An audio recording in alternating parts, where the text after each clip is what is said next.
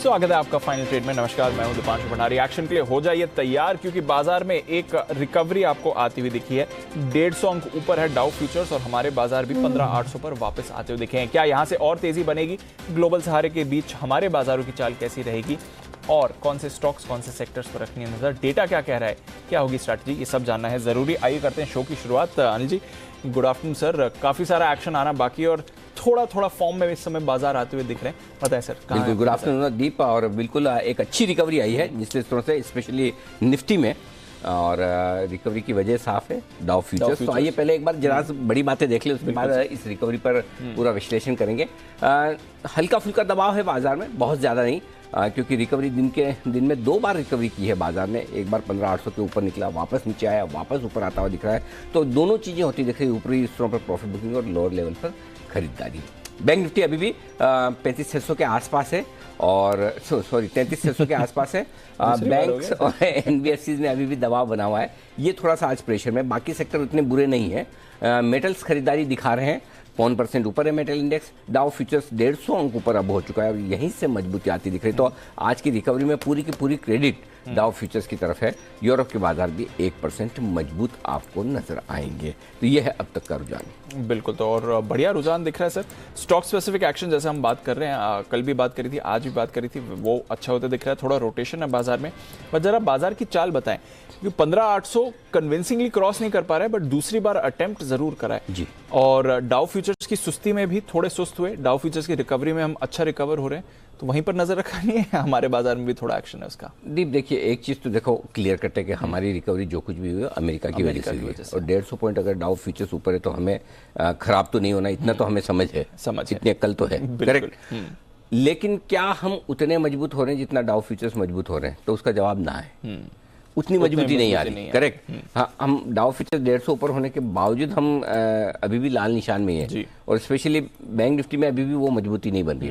क्यों नहीं बन रही?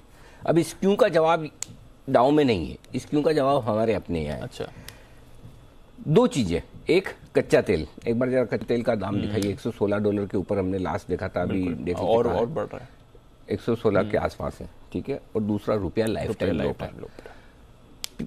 परसों और आज के बीच में क्या बदला है? कुछ नहीं। आपका बिल कच्चे तेल का दोनों तरफ से, हाँ, $8 आपका ये बढ़ गया है और रुपया कमजोर हो गया, करेक्ट। सो ये वजह है कि हम थोड़ा अंडर परफॉर्म कर रहे हैं। तो बहुत दिनों बाद बाजार हमारे करेंसी पर थोड़ा रिएक्शन दे रहे हैं। मैं ये तो नहीं कह रहा कि करेंसी को देख के बहुत ज्यादा रिएक्शन दे रहे हैं, लेकिन बहुत समय बाद पहली बार हमने करेंसी पर रिएक्शन दिया कि करेंसी को 78-75 है, 75 है। आज बहुत बुरा गिरा है। लोएस्ट क्या हुआ? मैं तो 70 देख के सोचा था कि 70 से थोड़ी रिकवरी आई थी, ये तो और भी नीचे हो गया 75। तो आज आपके अंडर परफॉर्म करने का, ज्यादा नहीं बढ़ पाने का, या डाउ फ्यूचर्स पे ज्यादा रेस्पॉन्ड नहीं करने की वजह यह है कि आपका रुपया कमजोर हो रहा है और आपका क्रूड ऊपर है, पहली चीज। दूसरी चीज, यही वजह है दीप कि मैंने आज बैंक निफ्टी दिया था शॉर्ट, निफ्टी नहीं दिया। तो निफ्टी उतना खराब नहीं है। आप देखिए, रिकवरी भी आ रही है, वो निफ्टी में आ रही है। बैंक निफ्टी तो अभी 33,600 पे ही पड़ा हुआ है। वहाँ ऐसा नहीं कि 33,800 के ऊपर का जो स्टॉप लॉस है 33,825, 850, वहां तक पहुंच रहा हूँ। बैंक निफ्टी को ज्यादा ताकत दिख नहीं रही। तो करेंसी जब तक थोड़ी कमजोर है तब तक बैंक्स, एनबीएफसी थोड़ा अंडर परफॉर्म करेंगे। हाँ। ये इसलिए सुबह यहाँ से ट्रेड यहीं से बनाया था कि क्यों आपको ये करना है। तो ये थोड़ा सा ये ध्यान रखने की जरूरत है। अब बचा हुआ समय जो 1.5 घंटे का है, देखिए, डाउ फ्यूचर्स आपको गिरने नहीं देंगे, करेंसी आपको बढ़ने नहीं देगी। लिक्विड ऑक्सीजन हो गया। लिक्विड ऑक्सीजन सारा है। अनलेस कि रुपया 25 पैसा रिकवर हो जाए, अनलेस कि डाउ फ्यूचर 150 से वापस फ्लैट हो जाए या और बढ़ जाए, तो आपको 2 फैक्टर हाथ में रख के ध्यान में रखना है। एक फैक्टर से काम नहीं चलेगा। अच्छा, दोनों पर नजर रखनी है। एक लोकल, एक ग्लोबल। लोकल हमारा करेंसी है और ग्लोबल हमारा डाउ और थोड़ा बहुत कच्चा तेल। इन फैक्टर्स को मिला के आपको देखना है। सो इस हिसाब से अगर आप देखें तो 15,700, 15,750 जो आपका सपोर्ट जोन था, एग्जैक्टली वहां पहुंचे, वहां से रिकवर हो गए। और ऊपरी स्तर पर वही है, 850, 925 की रेंज है, वहां पहुंचेंगे, प्रॉफिट बुकिंग आएगी। बैंक निफ्टी सेम है आपके लिए, 33,425, 33,625 सपोर्ट का काम कर रहा है। इस रेंज में अभी भी आप अटके हुए हैं, तो 33,400 के नीचे हल्की फुल्की कमजोरी की शुरुआत होगी और फ्रेश कमजोरी की। और ऊपरी स्तरों पर वही 33,800, 34,000 जहां पर रुकावट है। सो बिल्कुल एकदम बैलेंस्ड हैं आप बीचों बीच में उस रेंज के। सो वेट एंड वॉच वाली सिचुएशन में रखिए। रेंज के किसी एक तरफ आएगा तो हम कॉन्ट्रा कॉल लेने की कोशिश करेंगे। रहा सवाल बैंक निफ्टी का, जो मैंने कॉल दिया था सुबह, आप शॉर्ट कॉल वहाँ पर आप बने रहें। स्टॉप लॉस मैंने आपको दिया ही है। जब तक वो ट्रिगर ना हो तब तक डरने घबराने की ज़रूरत नहीं है, होगा भी नहीं ऐसी मैं उम्मीद रखता हूँ। तो मेरे ख्याल से 33,850 या 825 का मैंने स्टॉप लॉस दिया है, वो आप मान के चलें और होल्ड करके चलें। जी हाँ, मैं बता दूं एक बार, 33,700 पर हमारा शॉर्ट था जी, सॉरी 33,600 पर, 33,600 पर था लगभग इसी लेवल पर जहाँ, और 33,825 का आपको स्टॉप लॉस लगाना है, वो रखिए। 33,550 का पहला टारगेट तो पहुंचा था, 33,425 का दूसरे टारगेट के लिए वेट करें, स्टॉप लॉस लगा कर रखें। बाकी तो मैं अभी तो लाइव शो में हूँ, तो कुछ होगा तो मैं बता ही दूंगा। बिल्कुल सर, फ्रेश कॉल्स भी लेंगे आपसे और अपडेट्स भी लेंगे, और साथ ही कुछ स्ट्रैटेजी भी समझनी है, डेटा क्या कह रहा है, काफ़ी सारा एक्शन है। आइए सबसे पहले तो खबरें जान लेते हैं जो आई हैं बाजार खुलने के बाद, और साथ ही कुछ इंपॉर्टेंट ट्रिगर्स आने वाले दिनों के लिए। कुशल अरमान दोनों हैं तैयार। कुशल, गुड आफ्टरनून, बताएं इंपॉर्टेंट ट्रिगर्स कौन से हैं बाजार के लिए? गुड आफ्टरनून दीप। ट्रिगर्स के लिहाज से आप देखिए, प्रधानमंत्री मोदी जी जर्मनी में G7 मीटिंग अटेंड करने के बाद अब अबू धाबी जाएंगे। साथ ही रूट मोबाइल पर फोकस रखिए, बायबैक को लेकर आज बोर्ड बैठक होने वाली है। साथ ही NMDC के शेयर होल्डर्स और उनके जो क्रेडिटर्स हैं उनके बीच बैठक होने वाली है, डिमर्जर का जो प्रस्ताव है उसके अप्रूवल के लिए। साथ ही हिंदुस्तान एरोनॉटिक्स लिमिटेड FY22 के फाइनल डिविडेंड को लेकर आज बोर्ड बैठक होने वाली है, और जम्मू एंड कश्मीर बैंक पूंजी जुटाने पर आज विचार करता हुआ भी दिखेगा। टाटा स्टील की AGM भी है आज। साथ ही अगर आप 29 जून पर नज़र डालें तो यहाँ पर भी IOC के जो जून सीरीज़ के F&O कॉन्ट्रैक्ट्स हैं वो एक्सपायर होते हुए नज़र आएंगे, क्योंकि 30 जून को 1:2 बोनस की जो एक्स डेट है उसकी वजह से कॉन्ट्रैक्ट एक दिन पहले एक्सपायर होंगे। साथ ही SAS लिमिटेड यहाँ पर बोर्ड बैठक होने वाली है, इक्विटी के जरिए ये जो है बाईबैक करने वाले हैं। तो यहाँ पर देखना होगा कि क्या किस तरह का बाईबैक आता है। एस्कॉर्ट्स का नाम भी बदला जाएगा और ये बदलकर एस्कॉर्ट्स कुबोटा 29 तारीख को होता हुआ दिखेगा। सेबी की बोर्ड मीटिंग भी है। FPI इन्वेस्टमेंट्स, कमोडिटी डेरिवेटिव्स में FPI इन्वेस्टमेंट्स को लेकर यहाँ पर ये मंजूरी मिलती हुई दिख सकती है। ये हमने आपको एक्सक्लूसिव खबर के तौर पर बताया था। और साथ ही GST काउंसिल की बैठक खत्म होती हुई दिखेगी, वो दूसरा दिन रहेगा, और देखना होगा कि वहाँ से फाइनल डिसीजंस क्या निकल कर आते हैं। ग्लोबली US के GDP आंकड़े भी आते हुए नजर आएंगे। 30 जून गुरुवार हिंदुस्तान कॉपर यहाँ पर बोर्ड बैठक होने वाली है। QIP के जरिए फंड जुटाने पर बैठक है। फेडरल बैंक यहाँ पर भी इक्विटी या फिर डेट के जरिए कंपनी फंड जुटाने पर विचार करती हुई नजर आएगी। REC यहाँ पर बोनस इश्यू को लेकर बोर्ड बैठक होगी। साथ ही एलिम्बिक फार्मा और स्ट्राइड्स फार्मा, इन दोनों काउंटर्स पर नजर रखिए, क्योंकि यहाँ पर F&O में इनका 30 जून आखिरी दिन होगा, क्योंकि जुलाई सीरीज ऑनवर्ड्स ये दोनों स्टॉक्स नहीं रहेंगे F&O में। MMTC, इसके पहली तिमाही के नंबर्स भी आते दिखेंगे, और काफ़ी सारे stocks Bajaj auto, Bajaj finance, Bajaj Finserv जैसे काउंटर्स एक्स डिविडेंड ट्रेड करते हुए नजर आएंगे। और साथ ही IOC और रत्नमणि मेटल जो बोनस शेयर जारी किए थे, इनकी भी एक्स डेट जो है 30 जून को ही रखी गई है। और अंत में ग्लोबल डेटा अगर आप देखें तो UK के GDP आंकड़े भी आएंगे। बहुत सारा डेटा आने वाला है जहां पर हमारी नजर है, और कुछ इंपॉर्टेंट ट्रिगर्स भी हैं बाजार के लिए। पर खबरें क्या आ चुकी हैं बाजार खुलने के बाद, आइए एक बार जानते हैं अरमान के साथ। अरमान, गुड आफ्टरनून, बताइए। देखिए, सबसे पहले विप्रो, क्रॉम्पटन ग्रीव्स, जिंदाल पॉलीफिल्म्स, इन पर ध्यान रखिएगा, क्योंकि जो वाइट गुड्स की PLI के दूसरे चरण को मंजूरी मिल चुकी है, और ये जो कुल PLI स्कीम के चरण के तहत लगभग 1370 करोड़ की मंजूरी मिली है, जिसमें AC बनाने वाली 6 कंपनियों के लिए 908 करोड़ और LED बनाने वाली 9 कंपनियों के लिए 460 करोड़ की मंजूरी दी गई है। M&M पर ध्यान रखिएगा, क्योंकि ब्लूमबर्ग के हवाले से एक खबर आती हुई दिखी है कि सैंगयोंग मोटर को खरीदने के लिए KG ग्रुप का चयन कर दिया गया है। ONGC पर ध्यान रखिएगा, ये भी ब्लूमबर्ग के हवाले से खबर आती हुई दिखी कि बॉम्बे हाई तेल जो कुएं है उसके करीब एक हेलीकॉप्टर हादसा हुआ है, और उसमें रेस्क्यू ऑपरेशन में 9 में से 4 को बचाया गया है। और अंत में मेरे पास बहुत सारी ब्लॉक डील्स हैं, जिसमें NHPC में 1.2 करोड़ शेयर्स, एक्सिस बैंक में लगभग 30 लाख, मदरसन सुमी में लगभग 60 लाख, जोमेटो में 25 लाख, IEX में 22 lakh, MRPL 10 lakh, GMR infra लगभग 11 लाख, ICICI लुम्बार्ड 10 लाख, और अंत में JTE की इंडिया में लगभग 12 लाख शेयरों के कई सौदे किए गए हैं। ओके, तो ये है आपके लिए कुछ इंपॉर्टेंट खबरें भी जो आती हुई। बहुत सारे बड़े बड़े ट्रेड हो रहे हैं, क्या बात है। लोग ज्यादा ले रहे हैं या बेच रहे हैं? ना पड़ेगा। हाँ, एक्सिस बैंक पर भी अभी थोड़ी देर पहले एक बड़ा ट्रेड हुआ था, 0.14% इक्विटी का ट्रेड होता है। तो चलिए, ये बहुत ही बढ़िया आपके आज वॉल्यूम वाले एक्शन होते हुए दिख रहे हैं, तो बिल्कुल उस पर नजर रखिएगा, जरूर एक्शन भरपूर होता दिख रहा है। लेकिन नजर रखते हैं एक और बात पर, और जो है अच्छा, इससे पहले एक बार सबकी शक्ल तो आप देख लें, आपको पता चल जाए कौन कौन हमारे साथ है। राकेश बंसल, संदीप वागले, हिमांशु गुप्ता, जय ठक्कर, राहुल शर्मा साहब और शरद अवस्थी साहब, ये सब हमारे साथ कार्यक्रम में हो चुके हैं शामिल। कुशल भी हमारे साथ हैं और थोड़ी देर में हम आपको ये बताएंगे भी कि रीबैलेंसिंग को लेकर जो कुछ भी एक्शन हो रहा है। उससे पहले दीप, ये जो ब्रेकिंग खबर आ रही है एक बार जरा देख ली जाए। ई कॉमर्स कारोबार के लिए एमएसएमईज को राहत देने पर कुछ विचार हो रहा है? विचार चल रहे हैं जो जीएसटी की बैठक चल रही है शायद उस पर है। कॉम्पोजिशन स्कीम के तहत ऑनलाइन कारोबार कर सकेंगे, ये आपके लिए इस समय खबर आती हुई दिख रही है। मंथली जीएसटी 3RB के बदलाव में भी काउंसिल से मंजूरी मिल चुकी है। तो बेसिकली ई कॉमर्स से जुड़ी एमएसएमईज को राहत देने की बात चल रही है। कुछ प्रोसीजरल राहत भी दिए जाएंगे, कुछ कंप्लायंस राहत भी दिए जाएंगे और साथ ही इनके कामकाज में भी आसानी होगी। ऐसी बातें चल रही हैं। जो चंडीगढ़ में जीएसटी काउंसिल की आज और कल बैठक है सर, वहाँ से कुछ ही सूत्रों के हवाले से खबर निकल कर आ रही है। तो डेफिनेटली एक अच्छी बात है, स्पेशली एमएसएमई स्पेस के लिए, ई कॉमर्स कारोबार में जो जुड़ी हुई हैं उनको इसका फायदा मिल सकता है सर। उसी का खबर आपको इस समय आती हुई दिख रही है और उसी का रिएक्शन देखेंगे। कोई लिस्टेड स्पेस तो नहीं है इसमें, बट हाँ खबर अच्छी यहाँ पर आई है। ओके, आइए, एक्सपर्ट्स भी जुड़ चुके हैं। उससे पहले एक इंपॉर्टेंट खबर है जहां पर रखनी है नजर। कल आपको याद होगा हमने ओएनजीसी हाईलाइट किया था कैसे इसमें सीपीएससी की रीबैलेंसिंग हो रही है, उसके तहत कुछ बाइंग आ सकती है। आज भी ओएनजीसी अच्छे एक्शन में, ऑफकोर्स कच्चे तेल के गिरने की वजह से भी एक सेंटिमेंटल अपमूव आ रहा है। बट ये जो रीबैलेंसिंग हो रही है ये कितनी इंपॉर्टेंट है, कब होने वाली है, किन स्टॉक्स पर आपको रखनी है नजर। लगातार 2 दिनों में 4% की तेजी आपने ओएनजीसी में देखी है। आइए समझते हैं इसके बारे में कुशल के साथ। कुशल बताइए क्या चल रहा है यहाँ पर। बिल्कुल, तो 2 दिन में हमने देखा कि ओएनजीसी में ऑलमोस्ट 8% तक की तेजी आती हुई नजर आ रही है और इसकी एक बड़ी वजह बन रही है जो निफ्टी इंडाइसेस हैं वहां पर तिमाही दर पर जो रीबैलेंसिंग होती है वो होती हुई दिखेगी और ये कल जो है इस पर बदलाव आते हुए नजर आएंगे।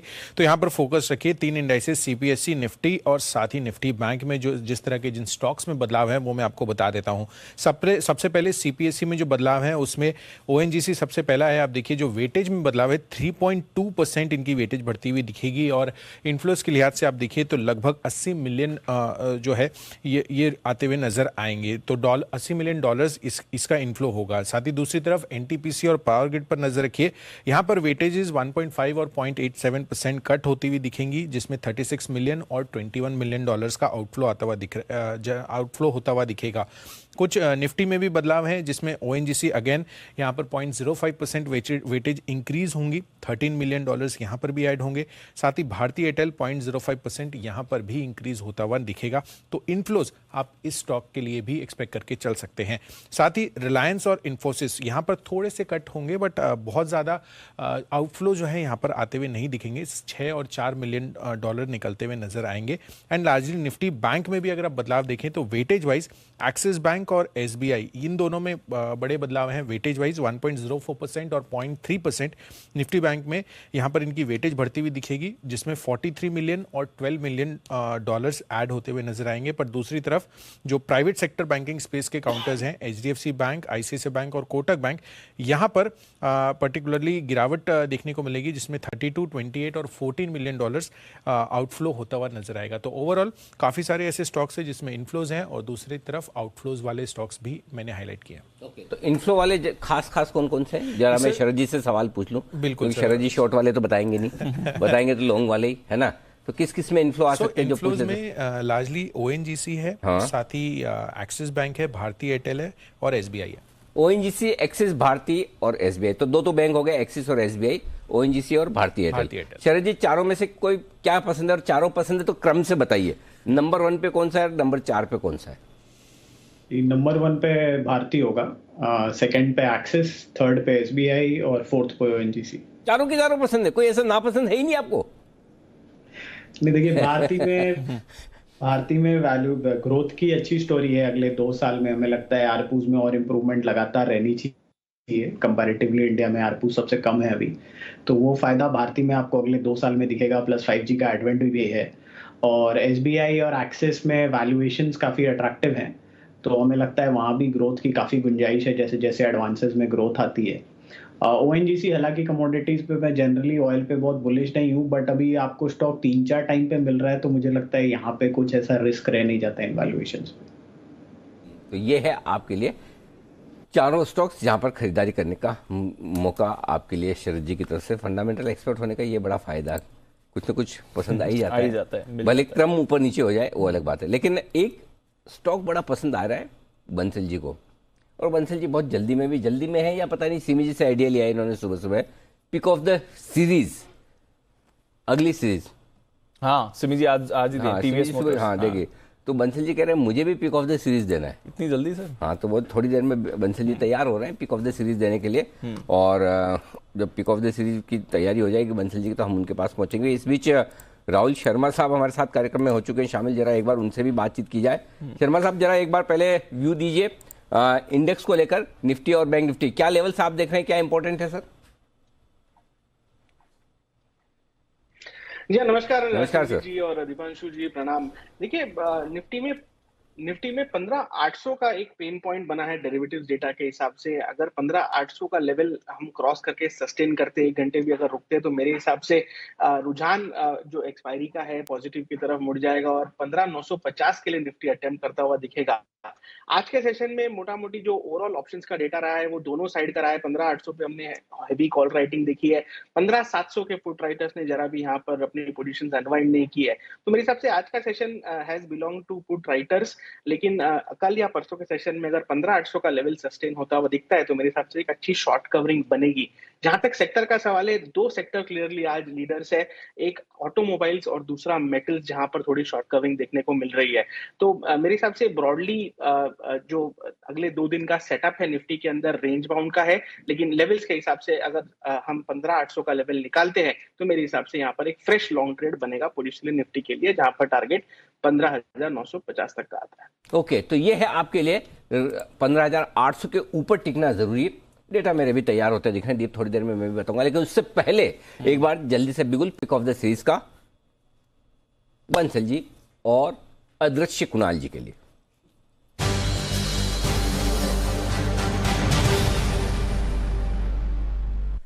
बंसल जी पहले तो हमारी स्टूडियो टीम को आप धन्यवाद दे दें, बड़ी मुश्किल से ढूंढ के पिछले सीरीज की शुरुआत, अब तो पहले तो ये पता लगाना पड़ता है कि पिछली सीरीज किस दिन शुरुआत हुई थी, फिर वहां से बिगुल ढूंढो, निकालो, लाओ, बजाओ और बंसल जी को खुश करो। ये सारे काम एक कितने 8-10 काम किए आपके लिए, यही तरीका है दीप मैनेजमेंट में ऐसे बताने का, काम एक ही किया बिगुल बजाने का, हमने ऐसे बताया 8-10 काम किए, पूरा अप्रेजल निकाल लिया।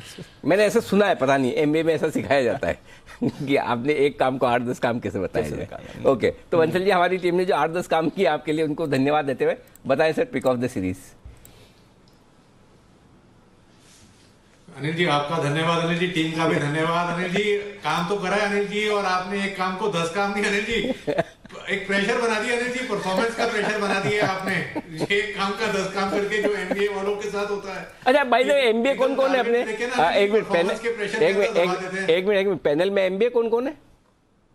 बंसल जी ओ बंसल जी तभी वो समझ गए। जय आप भी है? अच्छा जय, ओके। दीप आपने नहीं ओके।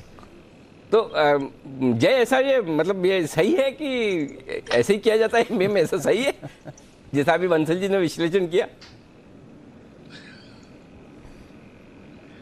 अनिल जी जो बंसल जी कहते हैं सही अनिल जी। चलिए बढ़िया है। तो जी बंसल जी बताइए अब। देखिए अनिल जी, स्टॉक को आराम से लेना है, ये नहीं है कि भागा दौड़ी वाला नहीं है, मार्केट भी आराम से है। स्टॉक है टीवीएस मोटर और इसने दिसंबर 2017 जनवरी 2018 के हाईज को क्रैक करा है, अनचार्टेड टेरिटरी में आ रहा है और ऑटोज आर इन फेवर। सबसे पहले एमएनएम अनचार्टेड टेरिटरी में आया है, अब टीवीएस मोटर अनचार्टेड टेरिटरी में आ रहा है। तो टारगेट्स काफी बड़े हैं जुलाई सीरीज के। 920 पहला टारगेट है, 960 दूसरा टारगेट है, और अनिल जी स्टॉप लॉस ऐसा है जो आज तक कभी किसी ने इस तरीके का स्टॉप लॉस आपके साथ नहीं दिया होगा अनिल जी। 790 का स्टॉप लॉस है, 2 दिन अगर 790 के नीचे क्लोज हो जाए तो निकलने की राय होगी। तो फॉर एग्जिट 2 डेज की क्लोजिंग बिलो 790 रिक्वायर्ड है, 920 और 960 के टारगेट है। टीवीएस मोटर है पिक ऑफ द सीरीज। अगर समझो, वैसे तो ऐसा होगा नहीं, आपकी कॉल है, फर्ज करें कि पहले दिन बंद हुआ 770 पे और दूसरे दिन 740 पे हो गया, तो देखिए अनिल जी इस तरीके के ना, मैं तो इसलिए बोला कि कोई क्लियर अनिल जी यहाँ पे ना कोई डिफाइंड क्लियर स्टॉप लॉस ना विजिबल नहीं है। एक्चुअली 790 के नीचे जाना नहीं चाहिए। वो तो अनिल जी जैसे बाकी जगह होता है प्रिंट मीडिया में तो मैंने भी अनिल जी वो चीज देखी, वो प्रिंट मीडिया देखता हूँ तभी तो अनिल जी जोमेटो वाला चीज को हाईलाइट करा था, तो वहां पे लोग मार्जिन ऑफ सेफ्टी को ध्यान में रखते हुए ना 2 दिन 3 दिन की क्लोजिंग बना देते हैं। एक दिन की क्लोजिंग भी 790 के नीचे की आ जाए तो निकलने की राय है अनिल जी। नहीं, मैं तो ऐसे ही हाइपोथेटिकल क्वेश्चन पूछा, लेकिन बंसल जी आप प्रिंट मीडिया भी देखते हैं, ट्विटर भी आप इतना रेगुलरली देखते हैं, शेर शायरी भी नेचुरली या तो आप बनाते होंगे तो और ज़्यादा टाइम लगता होगा, नहीं बनाते चलो इधर उधर से कॉपी भी करते हैं, तो भी मतलब कॉपी करना भी कोई आसान काम नहीं, ये भी आर्ट है ना, इसमें भी टाइम लगता है। इन सब के बीच में चार्ट देखने का टाइम कब निकाल पाते हैं आप? अनिल जी देखिए, आफ्टर मार्केट अनिल जी 3:30 के बाद अनिल जी 5:45 बजे तक मैं कोई कॉल भी नहीं करता हूँ अनिल जी। अच्छा, तो उसके बीच में तो फिर भी मैं कई बार फोन के बाद अनिल जी एक्सटेंसिव रिसर्च चलती है। हम तो पुराने जमाने के अनिल जी, वो बिना पेपर के तो अनिल जी काम चलता नहीं है, तो सुबह 15-20 मिनट ही अपने होते हैं, जब चाय और न्यूज़पेपर होता है उसके बाद तो फिर भागा दौड़ी शुरू हो जाती है। दीप तो आपके लिए लेसन है यहाँ पर जी। 3:30 बजे के बाद कभी आप बंसल जी को फोन करने की जरूरत ना करें और मुझ पर भी दबाव ना डालें कि मैं बंसल जी को फोन करूँ, उठाएंगे नहीं। हाँ, हम इंसल्ट फील कर सकते हैं, बंसल जी ने फोन उठाया नहीं। चलिए, अच्छा इस बीच सिमी जी ने आपको बहुत बड़ा धन्यवाद दिया है कि टीवीएस मोटर्स आज सुबह सिमी जी की तरफ से भी pick of the series type था 10 की कमाई का स्टॉक, यहाँ पर बड़ा एक्शन होता हुआ दिख रहा है। तो 920 960 दो बड़े टारगेट। बिल्कुल, तो टीवीएस मोटर्स अच्छी मूव में है, बाकी ऑटो स्टॉक्स में भी अच्छी मूव आ रही है। ऑटो की बात निकली तो एक बार जरा अशोक लेलैंड पर भी डाल देते हैं नजर, क्योंकि 3% ऊपर आपको अशोक लेलैंड इस समय ट्रेड करते हुए दिख रहा है और हमारे एक्सपर्ट्स के रेडार पर ये काउंटर भी रहा है और अच्छी तेजी इस पर भी आपको बनती हुई दिख रही है। एक बार हिमांशु जी से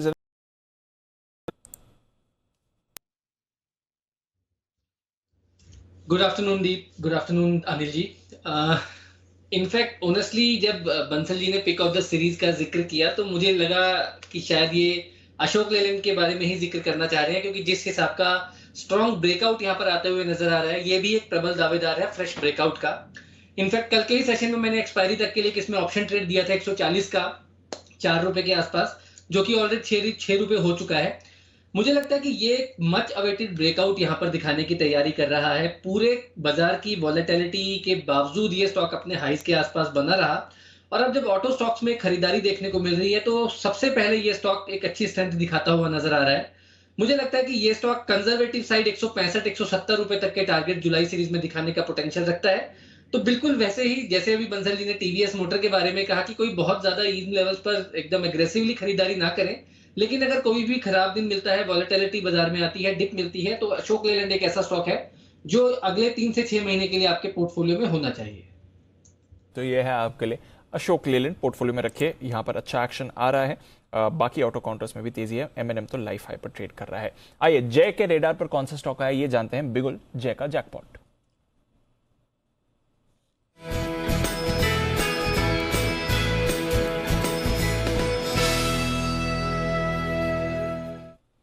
बताएं जय।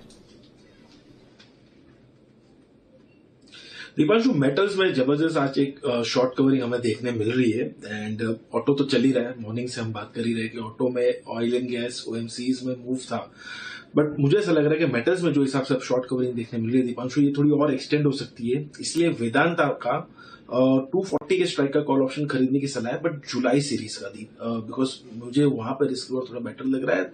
हो सकता है कि 1-2 दिन आगे पीछे भी हो, सो दैट यही सीरीज में ये मंथली एक्सपायरी भी है, सो यहाँ पे नहीं, जुलाई सीरीज का आप ले लीजिए 240 के स्ट्राइक का कॉल ऑप्शन, जो 11 रुपए 15 पैसे के आसपास अभी ये ट्रेड कर रहा है। यहाँ पे आप स्टॉप लॉस लगाइए 7 रुपए 55 पैसे का 7.55, एंड ऊपर में जो टारगेट्स इसके निकल कर आ रहे हैं वो है 16.20 एंड 19, 16 रुपए 20 पैसे 19, ये 2 टारगेट्स के लिए आप खरीदे वेदांता का 240 के स्ट्राइक का कॉल ऑप्शन। मुझे ऐसा लग रहा है दीप कि इसमें एक straight short covering at least till levels of 240 to 44 हमें देखने मिल सकती है वेदांता में। आई मीन टाटा स्टील आप देखिए, सेल देखिए, ये सब में एक अच्छा मूव हमें ऑलरेडी आते हुए देखने मिला है। अब वेदांता में मुझे ऐसा लग रहा है कि सिमिलर काइंड ऑफ मूव हमें देखने मिल सकता है। स्पॉट में 240 to 44 तक के लेवल्स में एक्सपेक्ट कर रहा हूँ। ओके, तो ये है आपके लिए वेदांता, जहां पर आपको 240 का कॉल खरीद कर चलना है। अच्छा एक्शन इस पर आते हुए दिख रहा है, स्टॉक भी मूवमेंट में है। बाकी मेटल स्टॉक्स में भी आपको अच्छी तेजी दिख रही है। वेदांता के साथ साथ हिंदुस्तान कॉपर में एक अच्छा बाउंस बैक आज आपको आते हुए दिखा है। कल थोड़ा गिरावट दिखा रहा था। हिंडाल्को में भी अच्छी मूव है। इनफैक्ट एल्यूमिनियम के प्राइसेस भी पिछले 2 दिनों से थोड़ा अपवर्ड ट्रेंड आपको दिखा रहे हैं। राहुल, हिंडाल्को के चार्ट पर क्या करना है? ये जो बाउंस बैक आया है 320 के लेवल पर, थोड़ा और सस्टेन इसको होते हुए देखते हैं। जी देखिए दीपांशु, जो हिसाब से मेटल्स में इनफैक्ट पूरे पूरे मेटल इंडेक्स में ओवरसोल्ड टेरिटरी से यहाँ पर बाउंस बैक देखने मिल रहा है, तो मेरे हिसाब से 2-3 दिन की यहाँ पर तेजी बनी रहनी चाहिए मेटल्स के अंदर। शॉर्ट कवरिंग तो है ही, और मुझे लगता है कि 10 दिन का मूविंग एवरेज अभी हिंडाल्को ने जस्ट क्रॉस किया है, तो यहाँ पर एक इमीडिएट टारगेट 350 का आता है। 350 अगर निकलता है तो मुझे लगता है कि यहाँ पर 362 तक के लिए जगह ओपन होती हुई दिखेगी। तो तकरीबन 20-22 रुपए की अपसाइड के लिए हिंडाल्को को बाई किया जैसे स्ट्रिक्टली 3 to 4 डेज के लिए पोजीशन रखे, ज्यादा लंबा न रहे, क्योंकि सिर्फ एक बाउंस बैक है, कोई बड़ा रिवर्सल के संकेत अभी तक देखने को नहीं मिले हैं। स्टॉप लॉस आपको लगाना होगा 332 का, और मुझे लगता है कि पूरे के पूरे मेटल पैक में I think Hindalco, Vedanta, Tata steel सभी में हमें एक अच्छी शॉर्ट कवरिंग रैली देखने को मिल रही है एक्सपायरी वीक में, और कहीं ना कहीं यहाँ पर मुझे लगता है कि मोमेंटम अच्छा बना रहेगा अगले 2 सेशंस में। ओके, तो अच्छा मोमेंटम बना रहेगा अगले 2 सेशंस के लिए। वेदांता, हिंडाल्को दोनों पर रखे नजर। Tata steel, JSW steel, JSPL, NALCO, ये सारे मूव कर रहे हैं। बेसिकली एंटायर मेटल स्पेस और ऑटो स्पेस, यहीं पर आपको सबसे ज्यादा एक्शन बनते हुए दिख रहा है। कुछ कमोडिटी नेम्स में भी आपको मूव आ रही है। पर आइए एक ट्रेडिंग कॉल ली जाए हिमांशु जी की तरफ से। बिगुल हिटमैन हिमांशु।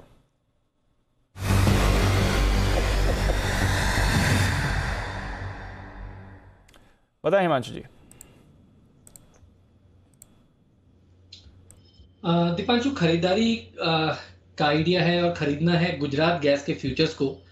देखिए clearly oil and gas as a sector आज बहुत अच्छा करता हुआ नजर आ रहा है। एक अच्छी खरीदारी यहाँ पर देखने को मिली है, और गुजरात गैस के फ्यूचर्स में एक बड़ी करेक्शन के बाद एक इन्वर्टेड हेड एंड शोल्डर्स का ब्रेकआउट इंट्राडे चार्ट्स पे आता हुआ नजर आया है। डेरिवेटिव साइड में भी यहाँ पर पोजीशनिंग अच्छी है, कॉल अनवाइंडिंग देखने को मिल रही है। मुझे लगता है कि यहाँ से एक शॉर्ट कवरिंग रैली, क्योंकि एक्सपायरी बहुत पास है, गुजरात गैस में बनते हुए नजर आ सकती है। तो यहाँ पर 424 रुपए के नीचे के स्टॉप लॉस के साथ यहाँ पर खरीदारी करके चलने की सलाह रहेगी। 450 रुपए तक के टारगेट्स गुजरात गैस के फ्यूचर्स में मुझे लगता है कि 1 से 2 दिन में आते हुए नजर आ सकते हैं। तो गुजरात गैस के फ्यूचर्स में खरीदारी करके चलने की सलाह है। गुजरात गैस के फ्यूचर्स में करें खरीदारी। आईजीएल, एमजीएल, गुजरात गैस तीनों ही सुबह से एक्शन में है। गेल में आप मूवमेंट आते हुए देख रहे हैं, और इस समय खरीदारी आपकी गुजरात गैस पर आ रही है। देखते हैं ये काउंटर यहाँ से और मूवमेंट के लिए तैयार हो रहा है कि नहीं। थोड़ा एक्शन इसमें बना हुआ है। आईआरसीटीसी लंबे समय बाद ये रेडार पर आया है। काफी समय से बाजार के रेडार से दूर ही रहा है आईआरसीटीसी। एक बार बंसल जी से पूछा जाए। बंसल जी, आईआरसीटीसी में कोई व्यू सर? आज थोड़ा एक्शन में आ रहा है। जी दीपांशु, आपने राइटली आइडेंटिफाई करा, और काफी समय बाद ये स्टॉक आज एक्शन में आ रहा है। बट टेक्निकली दीपांशु अगर देखें तो एक डेड कैट बाउंस लगता है, कल के हाइस के ऊपर निकला है, और ये डेड कैट बाउंस दीपांशु काफी फास्ट एंड स्विफ्ट हो सकता है। 645 तक के लेवल्स यहाँ देखने को मिल सकते हैं। तो मेरी राय में जो आज के लोज हैं वहां का स्टॉप लॉस है वो काफी दूर हो जाता है, तो थोड़ी सी डिप पे खरीदना चाहिए। बट एक चीज लग रही है कि 644 645 तक ये जो बाउंस है ये वहां तक एक्सटेंड हो सकता है।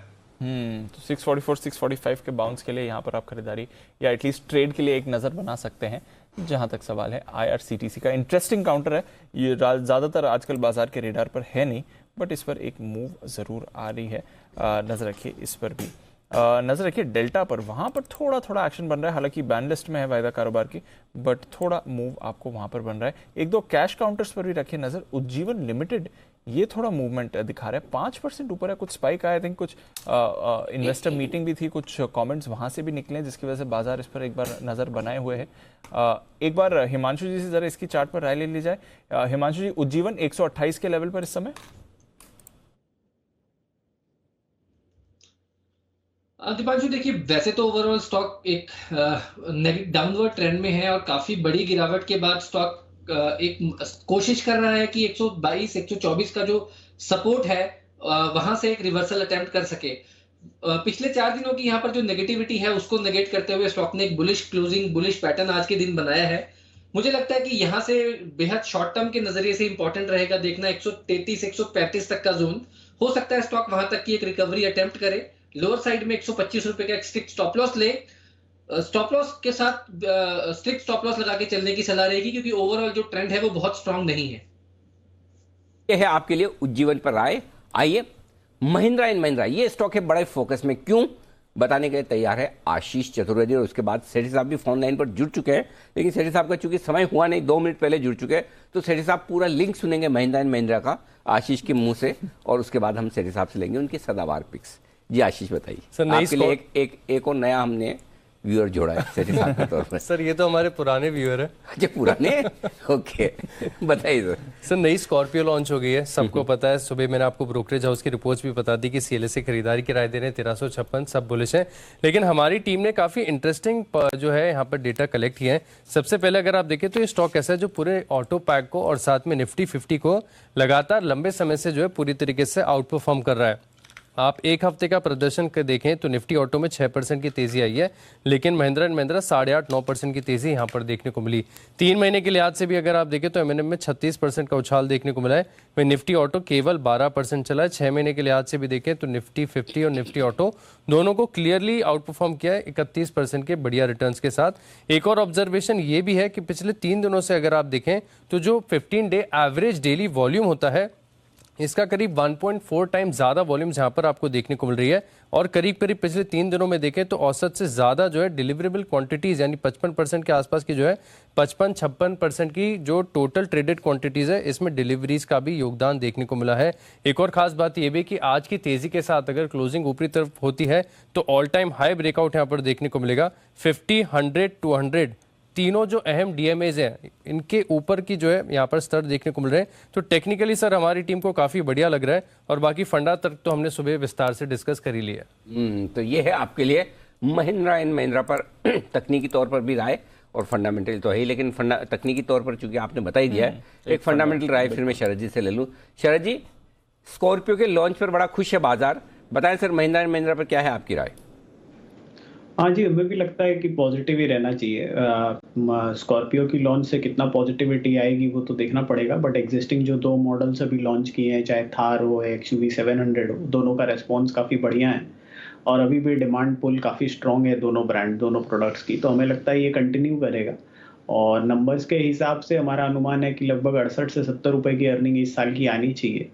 तो 20 तक का मल्टीपल तो कंपनी को मिल सकता है। तो हमें लगता है 1350 से 1400 रुपए तक के लक्ष्य पॉसिबल है। आपके लिए राय महिंद्रा एंड महिंद्रा पर। आइए, सेठी साहब ने पूरा लिंक सुन लिया महिंद्रा का, राय भी सुन ली शरद जी की, अब उनकी राय सुनी जाए सदाबहार सेठी साहब की शॉर्ट टर्म पिक्स।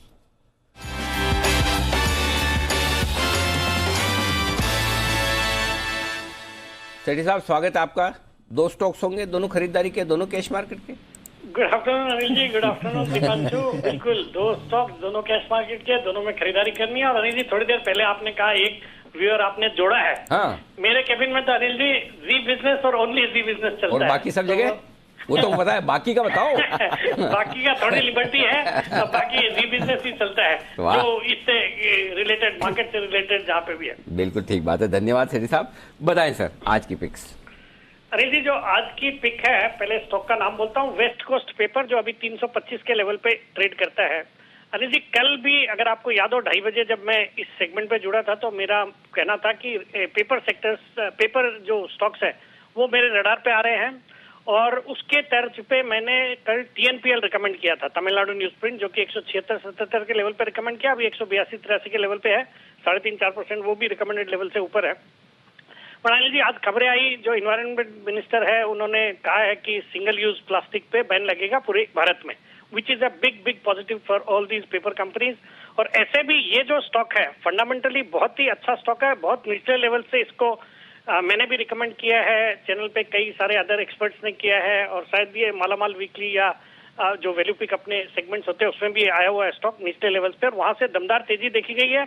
बट अब ये स्टॉक अपने जो 400 के हाईज थे वहां से अच्छा खासा करेक्ट हुआ है और इन लेवल्स पे ट्रेड करता है। बट इसमें एक तो वैल्यूएशन के लिहाज से देखेंगे तो कंपनी की मार्केट कैप है 2100 करोड़, और इनकी आंध्रा पेपर में हिस्सेदारी है 72.2%, जिसकी मार्केट वैल्यू आती है 900 करोड़। तो इस तरह के डीप डिस्काउंट पे स्टॉक ट्रेड करता है। अच्छी डिविडेंड यील्ड है 1.84% की। FISDI अराउंड 10.4% स्टेक ओन करते हैं, जिसमें निपॉन है, L&T है, और प्रोमोटर्स भी अपनी हिस्सेदारी लगातार बढ़ा रहे हैं। तो हम बुलिश ऑन दिस स्टॉक, मुझे लगता है इस स्टॉक को करंट लेवल्स पे लेना चाहिए। वैसे भी बीटन डाउन लेवल्स पे मिल रहे हैं सभी पेपर स्टॉक्स, और बहुत ही जल्दी मुझे लगता है 345 तक के टारगेट्स आने चाहिए, 315 का स्टॉप लॉस रखना है। ओके, 315 का स्टॉप लॉस, 340 के टारगेट के लिए करें खरीदारी। वेस्ट कोस्ट पेपर में कल तमिलनाडु न्यूज प्रिंट भी सेठी साहब की पसंद का रहा शेयर। बताएं सर, दूसरा शेयर। दूसरा स्टॉक अनिल जी आज शुगर स्टॉक है। स्टॉक का नाम है पोन्नी इरोड शुगर, जो कि अभी 240 के लेवल पे ट्रेड करता है। ये भी एक छोटी साइज की कंपनी है। शुगर और एथेनॉल का स्टोरी है, जिसमें अच्छी खासी शुगर की कैपेसिटी अराउंड 3500 टन्स की, फिर एथेनॉल की कैपेसिटी है 19 मेगावाट का इनका पावर का प्लांट है, जिसमें सरप्लस पावर तमिलनाडु गवर्नमेंट को प्रोवाइड सप्लाई करते हैं। बाकी ये कंपनी भी वैल्यूएशन के लिहाज से बहुत ही सस्ती है। बुक वैल्यू है अराउंड 430, तो 0.6 टाइम्स बुक ये स्टॉक ट्रेड करता है, सिर्फ 0.6 टाइम्स। और उसका कारण है ये कंपनी में 14.02% स्टेक ये कंपनी ओन करती है शेषाशाही पेपर में, जिसकी मार्केट वैल्यू आ जाती है 150 करोड़ और इस कंपनी की खुद की मार्केट कैप है सिर्फ 200 करोड़। तो इस तरह के सस्ते वैल्यूएशन पे स्टॉक ट्रेड करता है। 29 करोड़ का एनुअल पैट है, और आप अगर रेसिडुअल बिजनेस की वैल्यू 50 करोड़ ही है तो बहुत ही सस्ता स्टॉक है। मुझे लगता है ये जो लेवल्स है बिल्कुल ब्लाइंडली इन लेवल्स पे स्टॉक को खरीदना चाहिए। शुगर एथेनॉल की स्टोरी भी अच्छी है और आने वाले दिनों में अच्छा करना चाहिए। मेरा इसमें 260 का शॉर्ट टर्म टारगेट है और 230 का स्टॉप लॉस। यह है आपके लिए पोनी शुगर इरोड खरीदारी करने की राय सेठी साहब की तरफ से, दूसरा स्टॉक। धन्यवाद सेठी साहब, दो बेहतरीन पिक्स के लिए। आइए बढ़ते आगे, 2:30 बजे की स्ट्रेटेजी भी तैयार, लेकिन उससे पहले एक बिगुल राहुल शर्मा साहब के लिए BTS TT वाला।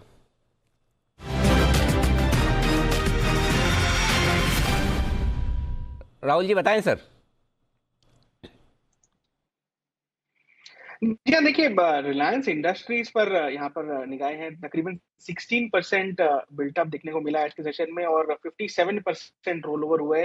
देखिए, रिलायंस जनरली जब निफ्टी को रेंज में मैनेज करना होता है तो रिलायंस जनरली निफ्टी को सपोर्ट देता है। यहाँ पर आज अगर हम डेटा देखें तो आज के पूरे दिन का वीवैप 2509 है और आवरली चार्ट पर इसने एक भी कैंडल इसके नीचे बंद नहीं दी है। तो मेरे हिसाब से कहीं ना कहीं यहाँ पर एक मूवमेंट की तैयारी हो रही है। हमें आज और कल के सेशन में 2 दिन यहाँ पर लॉन्ग पोजीशन में बने रहना है। 2600 पे इसके कॉल राइटर मौजूद है, बीच में कोई बड़े कॉल राइटर नहीं। जो हाईएस्ट कॉल ओपन इंटरेस्ट है 26 से ऊपर है, तो यहाँ पर तकरीबन 80 पॉइंट्स की अपसाइड हमें देखने को मिल सकती है इमीडिएट बेसिस पर। तो रिलायंस इंडस्ट्रीज को बाय कीजिए। यहाँ पर आपको स्टॉप लॉस लगाना होगा 2490 का और टारगेट रहेगा 2600 का। में है खरीदारी करने की राय। और राहुल जी, जो आप लेवल्स दे रहे हैं वो कैश फ्यूचर्स कौन से? जी हाँ, माफ कीजिए, सारे के सारे लेवल जो है वो स्पॉट के हिसाब से कैश लेवल्स। कैश लेवल से, फ्यूचर्स के नहीं। चलिए, तो कैश लेवल्स के हिसाब से आप 2490 का स्टॉप लॉस लगाएं और 2600 रुपए के टारगेट के लिए करनी है आपको खरीदारी रिलायंस इंडस्ट्रीज में। यह है आपके लिए राय। बिल्कुल, रिलायंस रखिए नजर, लगभग सिमिलर रेट पर ही आपको कैश और फ्यूचर्स ज्यादा फर्क नहीं है। हाँ, तो 2 ही दिन तो बचे हैं, 2 ही दिन है ना, अब नहीं है। इनफैक्ट निफ्टी और फ्यूचर्स पर भी उतना नहीं है। पर आइए, बाजार की बात निकली है तो एक बार ले लेते हैं बाजार पर भी राय। 2:30 बजे की स्ट्रैटेजी अनिल जी की तरफ से।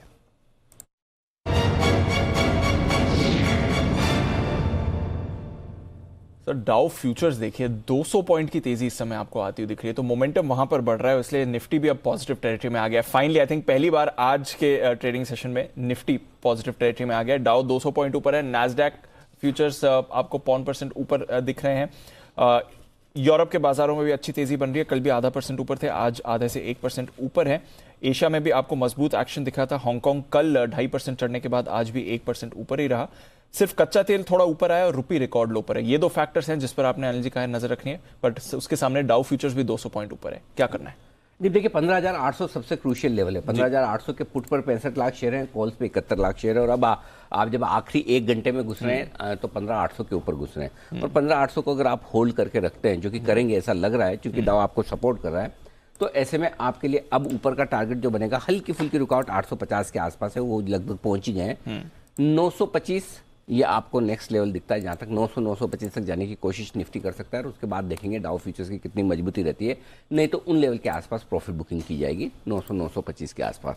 ठीक है, रहा सवाल सपोर्ट का, तो 15,700 आपके लिए सपोर्ट का काम करेगा। तो नीचे 125 पॉइंट नीचे आप 15,700 तक आ सकते हैं, जो अब मुश्किल है अब। हाँ, और ऊपर 925 तक की जगह दिख रही है, उसके बाद की आगे देखी जाएगी। ये आपके लिए राय इस वक्त 15,800 के आसपास मिले तो वहाँ इंट्राडे के लिए फ्रेश खरीदारी अगर आप करना चाहें फिर से अगर डिप हाँ डिप मिले तो 30-25-30 पॉइंट नीचे मिले तो वहां देख सकते हैं क्यों, और 3 बजे तक आपका 15,800 के ऊपर टिके रहना जरूरी है। ये डेटा आपके काम का है।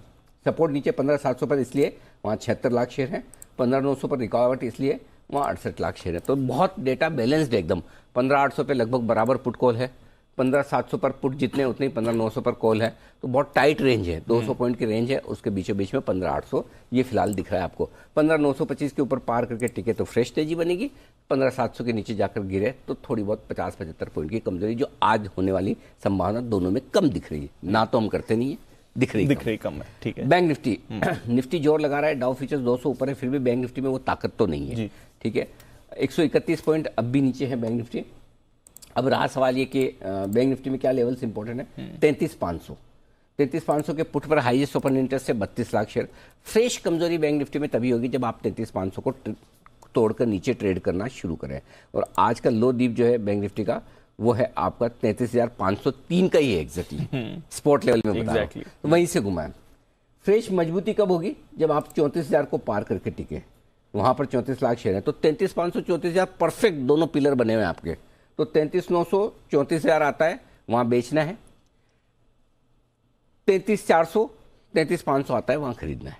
क्लियर है। और बीचों बीच में कुछ खास बनता नहीं। अब रहा सवाल जो मैंने शॉर्ट कॉल दिया था, मैं बता दूं 2 तरीके हैं। एक, डाउ फ्यूचर्स देख के डर लगना चाहिए, लग भी रहा है। तो अगर आपको डर लग रहा है 75 पॉइंट आपका नुकसान में, आप चाहें तो अपना स्टॉप लॉस ट्रिगर करके कर सकते हैं क्योंकि डाउ मजबूत होता है। दूसरा ये कि अभी भी बैंक निफ्टी उतना मजबूत नहीं दिखा, और अगर आपकी कॉस्ट के आसपास आ जाए तो वहां पर काट लीजिए। और तीसरा जो बोला है 33,825 का स्टॉप लॉस, जो कि यहाँ से 150 पॉइंट 125 पॉइंट और दूर है, वो मेंटेन करिए। तीनों में से आपको जो ठीक लगे, तीनों ऑप्शन मैं आपको दे रहा हूँ। लेकिन अदरवाइज लास्ट स्टॉप लॉस जो है वो तो है ही है 825 का, वो तो रखनी ही है। और अगर आपको रिस्क कम रखनी, कॉस्ट के आसपास 33,600 550 के आसपास आए, वहाँ काट लीजिए। और अदरवाइज 75 पॉइंट 100 पॉइंट के रिस्क में भी आपको एग्जिट करना है, रिस्क मैनेजमेंट करके वो देख लीजिए। क्योंकि डाउ फीचर्स आपके लिए रिवर्स करते हुए दिख रहा है। हालांकि बाकी फैक्टर्स, रुपया, कच्चा तेल आपको सपोर्ट नहीं कर रहा है, लेकिन डाउ फ्यूचर सपोर्ट करे। तो ऐसे में आप बहुत बढ़ेंगे भी नहीं, बहुत घटेंगे भी नहीं।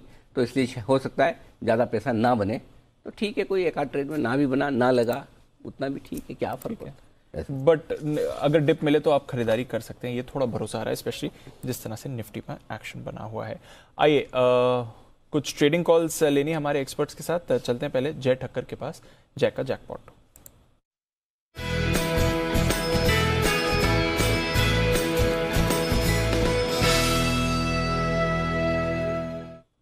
बताएं सर। दीप, खरीदना है लाल पैड लैब जुलाई सीरीज का, मैं बता रहा हूँ 2095 पर खरीदे अभी। करंट रेट है जुलाई सीरीज का 2095। एंड इसके दीपांशु जो टारगेट्स बन रहे हैं दैट इज 2303, 2303 के टारगेट्स के लिए खरीदना है लाल पैड लैब। और यहाँ पे आपको जो स्टॉप लॉस डीप प्लेस करना होगा दैट वुड बी एट 2036। सो 2036 का एक स्टॉप लॉस लगाइए, 2303 के टारगेट्स के लिए आप खरीदे। दीप, उसका मेन रीजन ये है कि जो हिसाब से ये स्टॉक में आज एक रिकवरी देखने मिल रही है, मुझे ऐसा लग रहा है कि इसका जो बाउंस है उसका एक और लेग ऊपर की तरफ स्टार्ट हो चुका है। इनफैक्ट जब आप इसका मंथली चार्ट देखेंगे तो जो पूरा फॉल हमें देखने मिला दीप, लगभग 4,240 से लेकर 1,756 तक, मैं जुलाई सीरीज के लेवल्स बता रहा हूँ दीप, ये क्लियरली एक इंपल्सिव वेव डाउन है, that is a 5 wave declining structure. और जिसके बाद जनरली आपको एक रिट्रेसमेंट देखने मिलता है। एंड ऐसी पैटर्न्स रेयर होती है मंथली चार्ट्स पर भी, जब इतना जबरदस्त एक फॉल देखने मिला है। सो मुझे ऐसा लग रहा है कि 2303 तो इसके एक कंजर्वेटिव टारगेट्स हो गए थी। Maybe it can extend its bounce as well, but at least for the short term 2303 के टारगेट्स के लिए लाल पैड लैब को खरीदे 2036 के स्टॉप लॉस के साथ। आपके लिए डॉक्टर लाल पैथलैब, जहां पर करनी है खरीदारी। जुलाई फ्यूचर्स 2100 के आसपास मिल रहे हैं, 2300 के टारगेट, 2036 का होगा आपका स्टॉप लॉस। आइए हिमांशु जी के पास चलते हैं, उनकी कॉल के लिए। हिटमैन हिमांशु।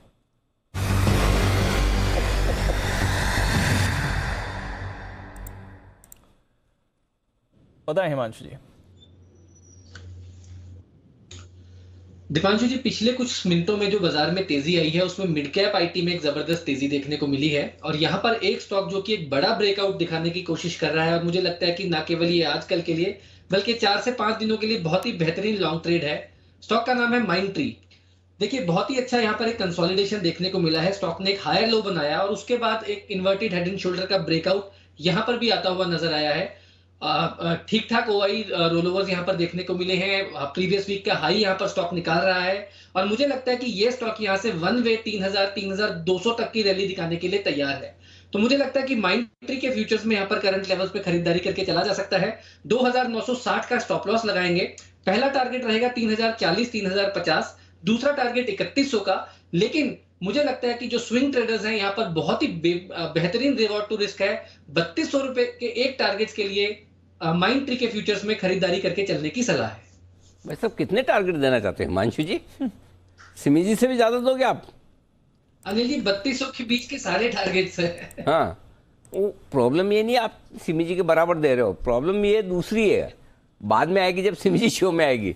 उनको लगा 4 हिमांशु ने दिए, मैं 6 दूंगी, तब हम क्या करेंगे? लिखने के लिए भी तो जगह होनी चाहिए कागज में, कहाँ लिखेंगे हम? अनिल जी एक काम करते हैं, 2 टारगेट्स के साथ शुरुआत करते हैं, 3040 और 3100 के। उसके बाद हम इसको रिवाइज कर देंगे। और आगे 3200 का आप लिखे मत लिखे, इन्होंने दे दिया है, मैं अब पढ़ देता हूँ। चलिए, तो हिमांशु जी की तरफ से ढेर सारे टारगेट आते दिख रहे हैं, माइंडट्री और सारे के सारे टारगेट हिट हो, ऐसी हमारी शुभकामनाएं लेकर चले हिमांशु जी आप। ओके, आइए, जोमेटो एक्शन में है, भरपूर एक्शन में है, और जब से ब्लिंकिट का एक्विजिशन करने का अनाउंसमेंट किया है तब से स्टॉक की गिरावट रुकने का नाम नहीं ले रही। आज फिर से स्टॉक कमजोर होता दिख रहा है। कल 4-5% गिरा था, आज सुबह 5-6% नीचे नजर आया। जोमेटो का स्टॉक आपके सामने लेकर आया, 7% नीचे है। तो जोमेटो पर ही कुछ हमारी और रिसर्च हुई है। हमारे सहयोगी इस वक्त अरमान हमारे साथ हैं। कुछ और पॉइंट्स उन्होंने ऐसे निकाले हैं जिसको लेकर जोमेटो की इस डील को लेकर आपको समझना भी जरूरी है और उस पर ध्यान भी देना जरूरी है। आइए चलते हैं अरमान के पास।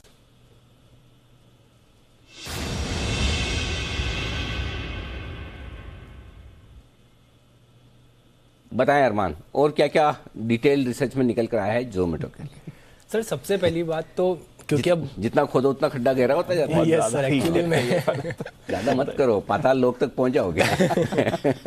बताइए सर, ये पाताल लोक तक पहुंचने की बात इनके शायद घाटे में है, क्योंकि अब जब अनुमान लगाया गया था, जब जोमेटो का आईपीओ आया था कि FY24 तक FY25 तक जोमेटो प्रॉफिटेबल हो सकता है एबिटा लेवल पर या आप कामकाजी मुनाफे के लेवल पर अब अगर देखिए सर, जो adjusted EBITDA as a percentage of जो रेवेन्यू, मतलब कामकाजी मुनाफा जो होता है वो आपका, उसका अगर आप परसेंटेज देखेंगे, जोमेटो का Q4 में रिलीज आया था वो -15% है, पर ब्लिंकिट का मई का जो उन्होंने डेटा दिया है वो -186% है।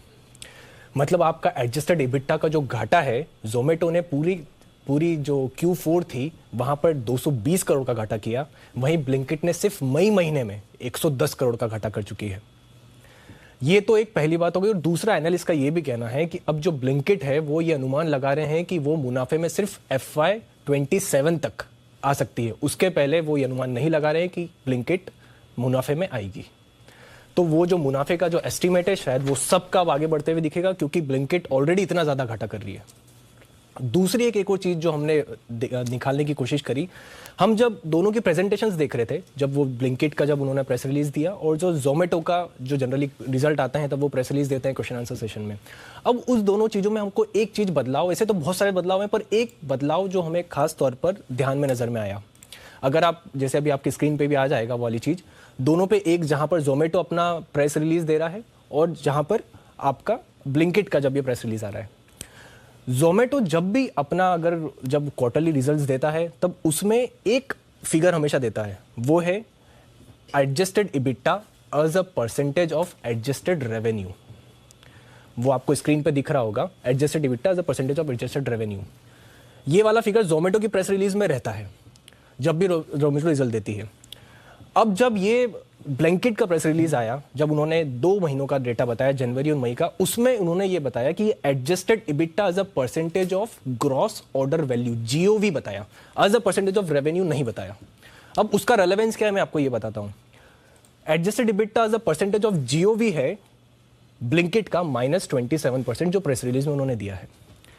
पर अगर मैं इस एडजस्टेड एबिटा को, क्योंकि मेरे लिए GOV तो क्या है, ग्रॉस ऑर्डर वैल्यू, जितने का आप ऑर्डर मिल रहा है वो उनके लिए, पर उनके लिए आय कहां से आ रही है मेरे लिए वो इंपॉर्टेंट है। तो मैं अगर इसके एडजस्टेड एबिटा को as a percentage of revenue कर दूं, वो आता है -186%। मतलब कहना मैं ये चाह रहा हूं कि आप जो ₹1 कमा रहे हैं उस पे आप -1.86 लगभग ₹2 का घाटा कर रहे हैं कामकाजी तौर पर। मैं नीचे बॉटम लाइन की बात ही नहीं कर रहा हूं, मैं अभी तो एबिटा कामकाजी नुकसान की बात कर रहा हूं। तो ये वाली चीज हमको ब्लिंकिट के प्रेस रिलीज में नहीं दिखी। उसी के साथ साथ एक जो इन्वेस्टर के तौर पर जो हम सब जानना चाहते थे या सबको एक थोड़ी ट्रांसपेरेंसी के तौर पर अच्छा लगता कि जैसे जो उनका जनवरी 2022 से इन्होंने जो एक क्विक कारोबार जो चालू किया था ब्लिंकिट ने, तो उन्होंने 2 महीने का डेटा दिया, जनवरी का डेटा दिया, मई का डेटा दिया।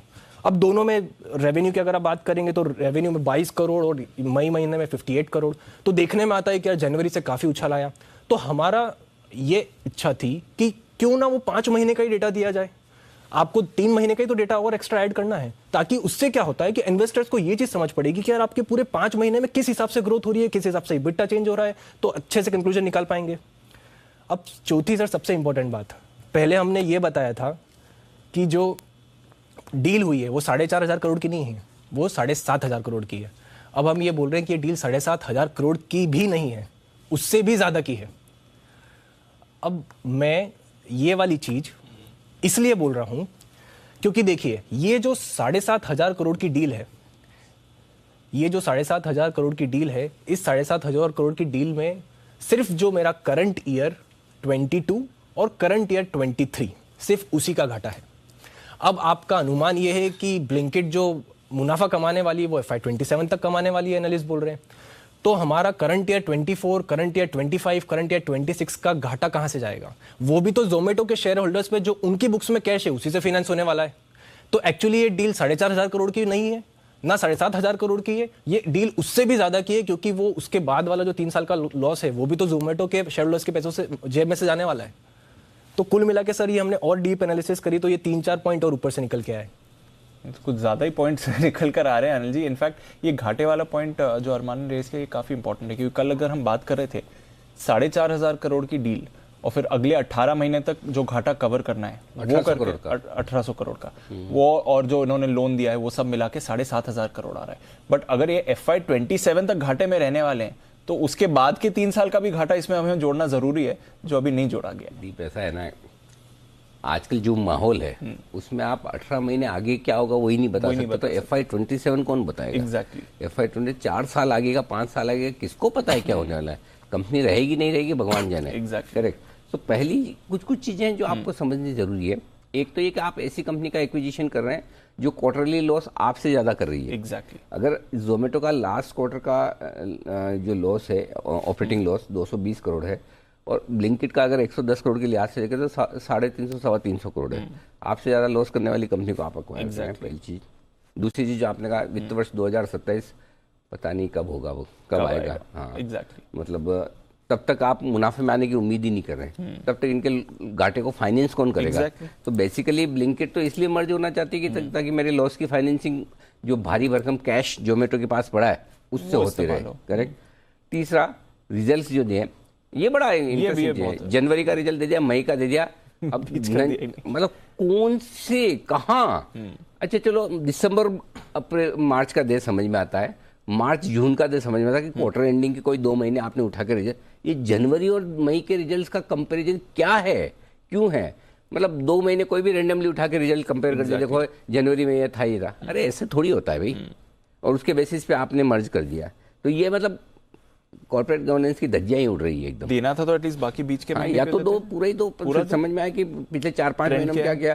और बहुत सारे लोगों ने, मैंने देखा है मार्केट के बड़े बड़े अच्छे एक्सपर्ट्स ने जो मई के महीने में जो उन्होंने दिखाया उसको पूरा कर दिया कि साल भर में उसके हिसाब से साल भर में इतना कमाएंगे, इतना करेंगे। अरे पिछले 4-5 महीने का तो देख लो। एग्जैक्टली, जो है नहीं। ये दूसरी चीज। और बाकी रहा सवाल लॉस भरते रहने का, और बाकी जो सवाल कल उठाए वो उनके जवाब तो आने बाकी हैं कि क्या दोनों बोर्ड को पता था कि रिलेटेड पार्टी ट्रांजैक्शन है, कि आपने ये डिस्क्लोज किया? I don't know. इतने सारे फंड देखे, वो फंड की भी मैंने लिस्ट देखी जो जोमेटो लेकर बैठे हैं। वैसे तो मैक्सिमम फंड वो हैं जो ETFs चलाते हैं। अगर जोमेटो किसी इंडेक्स में है तब तो उन्हें ETF के तौर पर लेना पड़ेगा, जैसे ब्राइटकॉम भी कई सारी कंपनियों के पास में है, ठीक है ना। अगर वो ETF चला रहे हैं और तो ETF में तो आपको फॉलो ही करना पड़ेगा, उसमें किसी के पास ऑप्शन नहीं है। बाई चॉइस जोमेटो लेने वाले बहुत कम है, लेकिन सरप्राइजिंग ये है कि अभी तक भी ये सारे इतने फॉरेन ब्रोकरेज के आज 10-12 रिपोर्ट आज और कल में मिला के आई है, किसी की आंखें नहीं खुल रही कि ये सब हो रहा है। सोचो। और ये फाइनेंशियल्स का कंपैरिजन सर, आप ग्रॉस ऑर्डर वैल्यू पर कैसे कंपेयर कर रहे हैं? एग्जैक्टली वो तो आपका रेवेन्यू है नहीं, उसका तो एक छोटा परसेंटेज आपका रेवेन्यू आने का, तो उस पे आपने कैसे उसमें अगर आप देखेंगे तो नेगेटिव 186% है और बाकी आपको 20% दिखता है। ये कहां से आ गया? गजब है। शरद जी क्या कहेंगे आप इस पूरे जोमेटो की कहानी पर? जी देखिए, बिल्कुल वैलिड पॉइंट है कि कोई कंपैरेटिव लॉजिक वगैरह देना चाहिए, और लगातार अगर आप कॉर्पोरेट गवर्नेंस की ऐसे धज्जियां उड़ाएंगे कि हर तरीके से कुछ ना कुछ गड़बड़ी निकलता है आपकी हर चीज़ में, और प्रॉफिटेबिलिटी तो ऑब्वियसली बहुत ही लॉन्ग शॉट है, तो यूजुअली इन्वेस्टर्स को अवॉइड ही करना चाहिए। अगर आप वैसे थीम पे खरीदना चाहते हैं तो ठीक है, बट थीम में भी अगर आपको कॉर्पोरेट गवर्नेंस इश्यूज हैं तो उसको अवॉइड ही करना चाहिए। प्लस वैल्यूएशंस तो कोई सिर पैर है ही नहीं, जो एक्सपेक्टेड नंबर है उस पर भी लगभग अभी भी 5 टाइम्स सेल्स पे मार्केट कैप है, तो कॉर्पोरेट गवर्नेंस के साथ ऐसी वैल्यूएशंस को लॉजिकली जस्टिफाई करना बहुत मुश्किल। बहुत सही पॉइंट शरद जी बता रहे हैं। Exactly. अगर आपके वैल्यूएशंस महंगे हैं, प्रॉफिटेबिलिटी नहीं है, और उसमें अगर आप कॉर्पोरेट गवर्नेंस ना उठा और ज़्यादा दिक्कत है। एग्जैक्टली। अगर बाकी सब चीज़ें अच्छी है, फॉर एग्जांपल बजाज ऑटो है, सब कुछ बढ़िया है, बैलेंस शीट मजबूत है, मार्केट शेयर है, लीडर है, सब कुछ है, फिर आप अगर एक दिन मीटिंग रखे बायबैक के लिए, नहीं कि आगे टाल दी, टाल के भी जो बायबैक लाया बड़ा मतलब बहुत ही time pass kind of buyback, जो बजाज ऑटो से फिर भी मार्केट माफ कर दे रहा है कि आज स्टॉक ऊपर है, कि चलो कोई बात नहीं, बजाज ऑटो है, ठीक है, बायबैक छोटा किया, कम किया, उम्मीद से खराब किया, लेकिन बैलेंस शीट तो है ना। जोमेटो में आप कैसे माफ करोगे? नहीं कर सकते, कर ही नहीं सकते ना। तो ये पॉइंट जो शरद जी ने दिया बहुत ही वैलिड और परफेक्ट पॉइंट है। एनीवे, चलिए, हरि अनंत हरि कथा अनंत, जितना बात करें उतना कम है, बाकी आप सब स्वयं समझदार हैं। मुलाकात करते हैं भसीन साहब से, 2:45 बज चुके हैं, ज्यादा।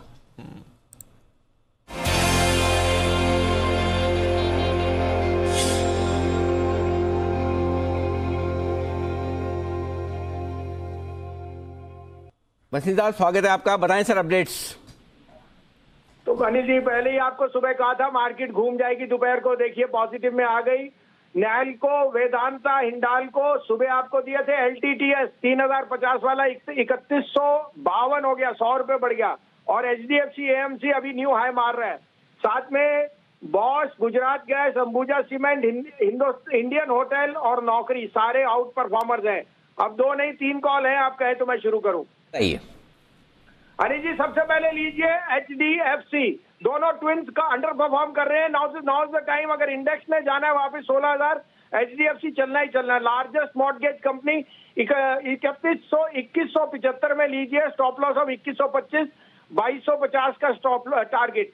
और HDFC बैंक 1345 में लीजिए, 1315 का स्टॉप लॉस, 1450 का टारगेट।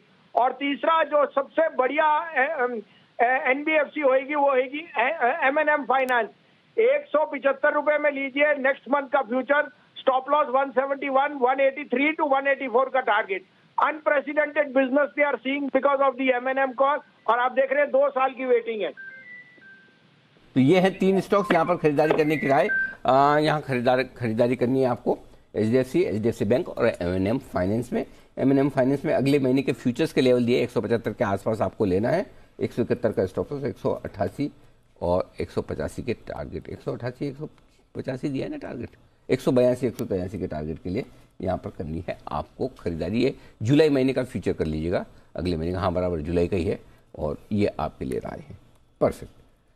तो ये है आपके लिए कुछ बेहतरीन कॉल्स भसीन साहब की तरफ से आती हुई दिख रही है इस वक्त। बिल्कुल नजर है HDFC ट्विंस भसीन साहब को पसंद आ रहे हैं। चलिए देखते हैं इसकी वजह से बाजार में जान आएगी कि नहीं। वापस निफ्टी डिप के बाद ऊपर आने की कोशिश कर रहा है।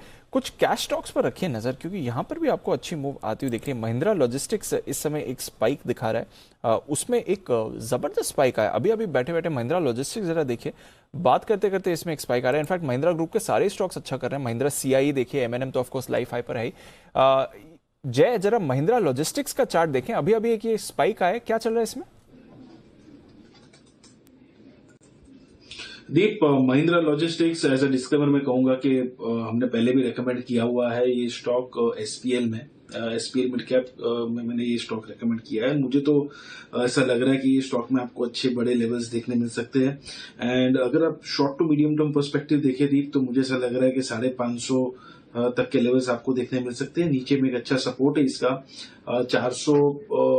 405 के जोन पर। So I think risk reward perspective तो अभी भी अच्छा है। इनफैक्ट ये महिंद्रा सीआई भी मैंने सुबह 10 की कमाई में रेकमेंड किया था दीप, एंड उसमें जो डबल बॉटम पैटर्न मैंने कही थी उसका ब्रेकआउट भी आ गया 235 के ऊपर, 8.5-9% ऊपर है stock.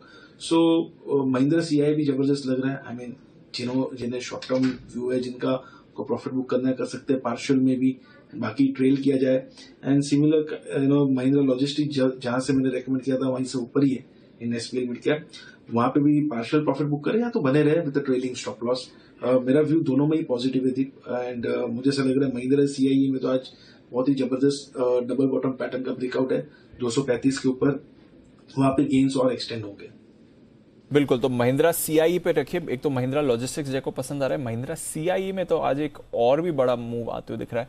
M&M of course life high पर है, बट महिंद्रा ग्रुप स्टॉक्स में आपको एक्शन है। जो इनकी सैंगयोंग बेचने की डील है उसमें एक फाइनल बिडर उन्होंने चूज कर लिया, एक वहां से पॉजिटिविटी आई है। नई स्कॉर्पियो लॉन्च हुई है, ऑटोज वैसे भी मोमेंटम में है, तो महिंद्रा CIE दोनों ही इसी की वजह से आपको बढ़िया एक्शन में दिख रहे हैं। और कुछ वॉल्यूम डेटा भी अभी थोड़ी देर पहले हमने जो आपको बताया था यहाँ पर बढ़िया है।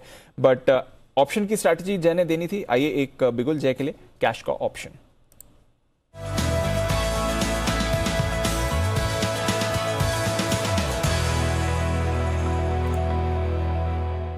बताएं जय।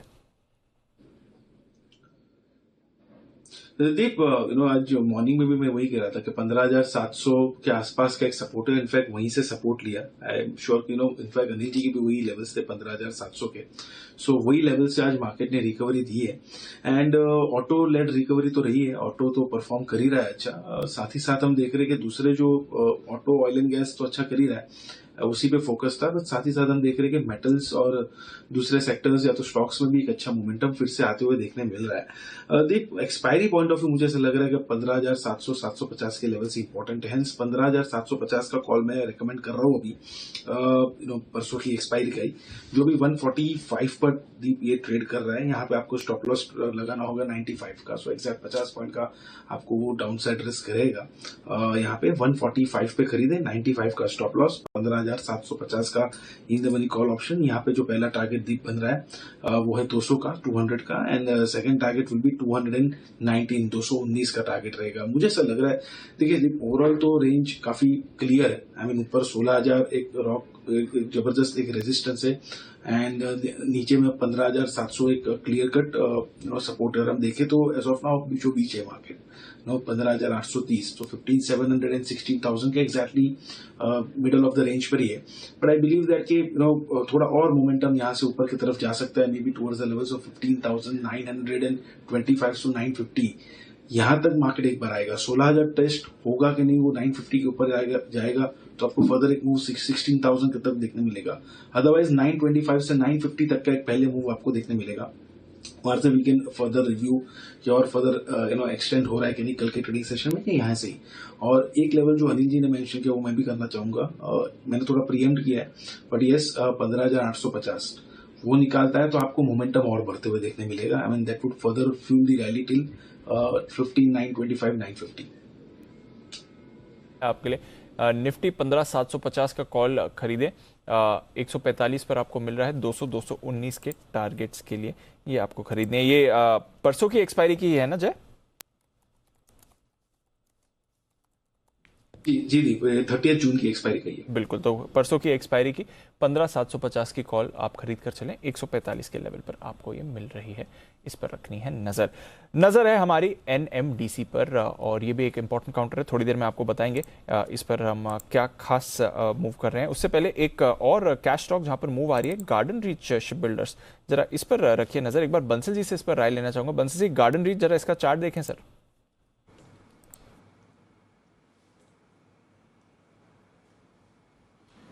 दीपांशु, गार्डन रीच में मूव आ रही है और इसमें एक पॉजिटिव क्रॉसओवर भी देखने को मिला है स्टॉक के अंदर, और बड़ा स्मार्टली देखें तो एक वी शेप एक नेकलाइन को इसने क्रैक करा है और 234 की एक नेकलाइन को तोड़ा है। तो दीपांशु, एक तो आपने राइटली आइडेंटिफाई करा एक राइट लेवल्स पे 232 रुपए का एक स्टॉप लॉस बैठता है दीपांशु यहाँ पर टेक्निकली, और यहाँ पे पहला टारगेट है 238 का और दूसरा टारगेट है 243 का। तो 238, 243 ये आपके लिए माफ कीजिएगा, फिर से बताएंगे बंसल जी टारगेट्स? दीपांशु थोड़ा बढ़ गया है स्टॉक, 238 का था तो उसको हटा देते हैं, 242, 244 के टारगेट्स के लिए गार्डन रीच में खरीदारी की राय होगी। बिल्कुल, तो 238 ऑलरेडी आ गया बात करते करते, अब 243 अगला लेवल होगा इसके लिए। इस पर एक अच्छा ब्रेकआउट आपको आते हुए दिख रहा है। आइए एनएमडीसी की हम बात कर रहे थे और आज इंपॉर्टेंट दिन है एनएमडीसी के लिए, क्यों जानते हैं आशीष के साथ। आशीष बताइए एनएमडीसी क्या चल रहा है यहाँ पर? दीपांशु, मच अवेटेड, बहुत लंबे समय से बाजार को इंतजार है कि इनका जो नागरनार स्टील प्लांट है इसका डीमर्जर होगा, और आज इसी के लिए अगर आप देखें तो शेयरधारक और क्रेडिटर्स की जो है मीटिंग है, जहां पर मोस्टली जो है इस डीमर्जर को अप्रूवल मिल जाएगा। इस स्टील प्लांट के बारे में मैं आपको बताता हूं कि 3 मिलियन टन प्रति वर्ष की जो क्षमता वाला प्लांट है, जिसके ऊपर एनएमडीसी ने करीब करीब 18 से 20 हजार करोड़ का जो है बड़ा निवेश किया है। और दरअसल अगर आप देखें तो 2 साल पहले इस प्लांट की कमीशनिंग हो जानी चाहिए थी, लेकिन पहले कोरोना आ गया और इसके बाद भी कुछ दिक्कतें। अभी फिलहाल भी अगर आप देखें तो मैं चेक कर रहा था कि इनकी जो प्लांट की एयर सेपरेशन यूनिट है इसमें कुछ गड़बड़ी चल रही है, जिसके चलते माना जा रहा है कि अब कमीशनिंग थोड़ी और आगे खिसकती हुई नजर आएगी और अगस्त सितंबर तक जो है प्लांट शुरू होगा। और अप्रूवल अगर मिल जाता है तो जो लिस्टिंग होगी, जो मच अवेटेड है, मिरर शेयर होल्डिंग के साथ होगी। यानी अगर आपके पास एनएमडीसी का एक स्टॉक है तो आपके पास स्टील प्लांट का भी एक शेयर हो जाएगा। तो इसके लिए भी देखें तो करीब करीब अप्रूवल के बाद 3 महीने तक का समय, यानी अगस्त सितंबर तक जो है ये प्रक्रिया पूरी हो सकती है। लेकिन खास बात है कि अगर आप देखें तो स्टॉक में बहुत बड़ा करेक्शन आ गया। आप देखिए 175, 176 का भी रिसेंट हाइस थे, अभी वहां से कंटिन्यूस स्टॉक गिरता हुआ आ रहा है, फिलहाल 110 के आसपास चल रहा है। मैं इसके वैल्यूएशंस भी चेक कर रहा था तो इस स्टील प्लांट, क्योंकि अभी स्टील स्टॉक्स में काफी बड़ा करेक्शन आ गया, इससे पहले सुपर साइकिल की बातें हो रही थी, बड़ा यूफोरिया चल रहा था पूरे मेटल स्पेस में, तब एनएमडीसी में भी बढ़िया तेजी थी। लेकिन फिलहाल अगर आप गिरते हुए बाजार में भी वैल्यूएशन देखें तो इस जो स्टील प्लांट है 3 मिलियन टन प्रति वर्ष का, इसकी फेयर वैल्यू निकल कर आती है करीब 35 से 38 रुपए के आसपास। यानी अगर आप एनएमडीसी को देखें जो करीब 110 के आसपास मिल रहा है, तो जो आयरन और बिजनेस है उस वो केवल 70 रुपए के आसपास मिल रहा है। तो ऐसा लग रहा है कि अभी शायद स्टॉक गिरावट के बाद जो है फेयर वैल्यू के काफी करीब आ गया है। तो आयरन और अगर 70 का है और 1:1 की आप बात कर रहे हैं आशीष, तो फिर बहुत ही बढ़िया वैल्यू पर मिल रहा है। एक बार जरा शरद जी से भी राय ली जाए। शरद जी, ट्रैक करते हैं एनएमडीसी, आज शायद फाइनली ये जो डीमर्जर है उस पर अप्रूवल मिल सकता है? हाँ जी, काफी टाइम से ये डीमर्जर का वेट किया जा रहा है, क्योंकि काफी पैसा भी कंपनी का लगा हुआ है इस वाले स्टील प्लांट में, जिसकी वजह से टोटल ऑपरेशनल मैट्रिक्स पे भी फर्क पड़ता है। तो ये डीमर्जर मेरे हिसाब से काफी पॉजिटिव है कंपनी के लिए, और जैसा अभी आप लोग बोल रहे थे कि वैल्यूएशंस भी काफी सस्ती हैं, तो मुझे नहीं लगता यहाँ से कोई खास डाउनसाइड बचती है। आइडियली मेरे हिसाब से यहाँ से 40-50 रुपए की अपसाइड भी बननी चाहिए एनएमडीसी में इन वैल्यूएशन से। ये तो बढ़िया अपसाइड बननी चाहिए इन लेवल से। अगर आप फेयर वैल्यू देखें तो 140 तो निकलनी चाहिए, और जैसे शरद जी भी कह रहे हैं यहाँ से भी आपको बढ़िया मूव आती हुई दिखेगी। तो एनएमडीसी इस पर है मूव। 850 पर आ रहा है निफ्टी। कुछ और स्टॉक्स में फ्रेश मूव है, आइए जानते हैं कुछ और ट्रेडिंग कॉल्स। बिगुल एक वागले साहब के लिए, वागले का वंडर।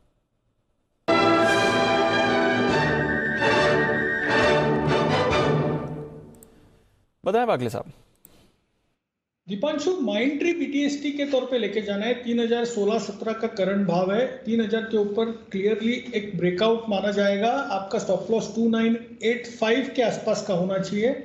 मुझे लगता है कल के दिन में 3100 तक की अपसाइड देखने को मिल सकती है। यहाँ से भी 70, 75, 80 पॉइंट्स की अपमूव देखने को मिलेगी पूरे कल के पूरे दिन में। आपके लिए माइंड ट्री जहां पर रखनी है आपको नजर, एक्शन इस पर आते हुए दिख रहा है। आई थिंक थोड़ी देर पहले हिमांशु जी की तरफ से भी इस पर आपके लिए खरीदारी की राय आई थी। 3040 के लेवल्स हिमांशु जी के भी थे, इस पर नजर रखनी है इस पर। और शुक्रिया भी आप स्वीकार करें वागले साहब, हिमांशु जी की तरफ से उनकी कॉल पर आपकी भी राय इस समय आ रही है।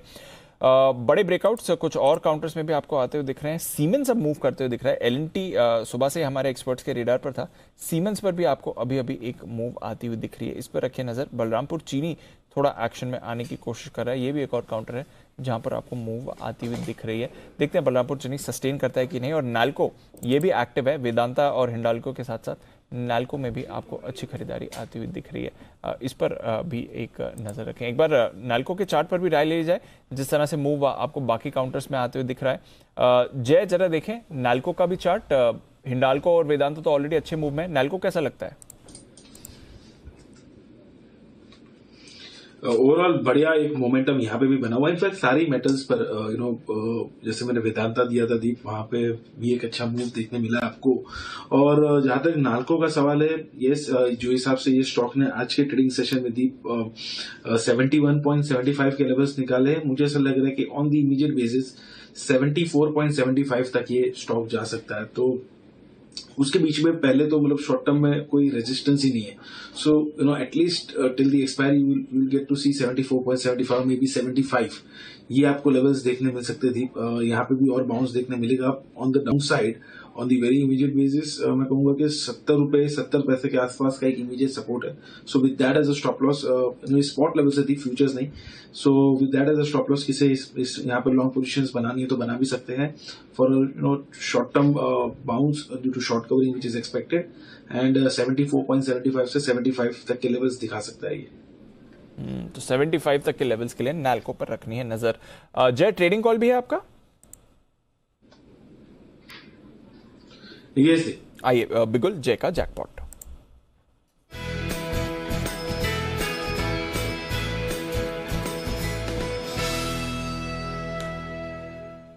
बताएं जय।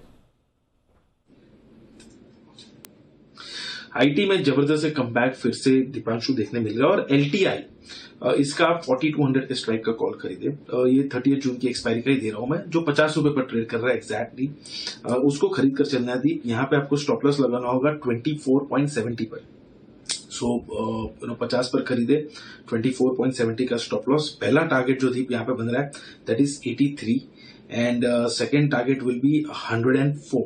सो 83, 104 ये दो टारगेट्स के लिए आप खरीदे एलटीआई का 4200 के स्ट्राइक का कॉल ऑप्शन। यहाँ पे एक ब्रेकआउट आपको देखने मिल रहा है एलटीआई में। मुझे ऐसा लग रहा है कि दीप एटलीस्ट यहाँ पे 4320 से लेकर 4360 ये लेवल्स आपको देखने मिलेंगे स्पॉट में कल परसों तक ही। बिकॉज जो हिसाब से ये स्टॉक में एक डाउनवर्ड स्लोपिंग ट्रेंड लाइन का एक ब्रेकआउट देखने मिल रहा है, पॉजिटिव मोमेंटम है, शॉर्ट कवरिंग देखने मिल रही है और आईटी में ओवरऑल मोमेंटम बना हुआ है। सो जो ये स्टॉक ने अंडर परफॉर्मेंस दिखाया है पूरे आईटी के बाउंस बैक में, आई थिंक अब ये it would catch up the overall rally which we have seen in IT sector bounce में। एंड ये 4320 4360 तक के लेवल्स हमें स्पॉट में दिखाएगा।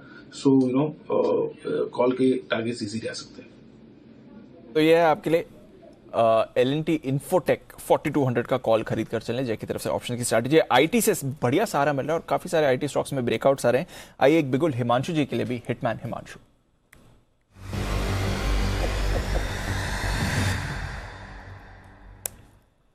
बताएं हिमांशु जी। दीपांशु देखिए, यूएसडी INR रिकॉर्ड हाई पर क्लोजिंग हो रही है, रुपी रिकॉर्ड लो पर है, तो ऐसे में क्वाइट नेचुरल है कि आईटी एक बड़ा बेनिफिशियरी है। और एक बड़ी करेक्शन के बाद काफी सारे स्टॉक्स काफी अट्रैक्टिव लेवल्स पर है। इनफैक्ट थोड़ी देर पहले माइंडट्री में खरीदारी की राय दी थी, 3040 का ऑलमोस्ट टारगेट वहां अचीव होता हुआ नजर आ रहा है पहला। लेकिन जैसा मैंने कहा था कि वो बड़ा ब्रेकआउट है, होल्ड करें 3100 3200 जैसे टारगेट्स वहां पे आते हुए नजर आ सकते हैं। ऐसा ही एक और स्टॉक है जो बीटीएसटी के तौर पर खरीदारी करने की सलाह रहेगी, वो है HCL टेक। यहाँ पर भी देखिए साइडवेज कंसोलिडेशन पूरी होती हुई नजर आ रही है और जिस हिसाब से चार्ट की पोजीशनिंग है और डेटा भी जिस तरह से सजेस्ट कर रहा है, ये स्टॉक भी एक ब्रेकआउट के लिए तैयार है। तो मुझे लगता है HCL टेक के फ्यूचर्स में बीटीएसटी करके चला जा सकता है। 992 रुपए का एक स्टॉप लॉस लगाएंगे और यहाँ पर पहला टारगेट 1016 1020, ये तो टारगेट यहाँ पर मुझे लगता है 1016 और 1020 के बीटीएसटी में कल के सेशन में आते हुए नजर आ सकते हैं। वैसे तो आपने टारगेट छोटे ही दिए, 1016 1020 के ज्यादा नहीं है, लेकिन with due respect and with my best wishes from the bottom of my heart Himanshu ji, आपके लिए मैं एक चीज बोलना चाहता हूं, अगर आप इजाजत देर बुरा न माने तो। बिल्कुल सर, बिल्कुल। ओ जय भी सुनिएगा, ये जय भी इसके शिकार हो चुके हैं। अभी तक का मेरा जो पुराना इतिहास है 3-4 हफ्तों का, जब जब HCL टेक का कॉल आता है, बाय कॉल आता है, पूरा आईटी इंडेक्स स्टॉप कर जाता है।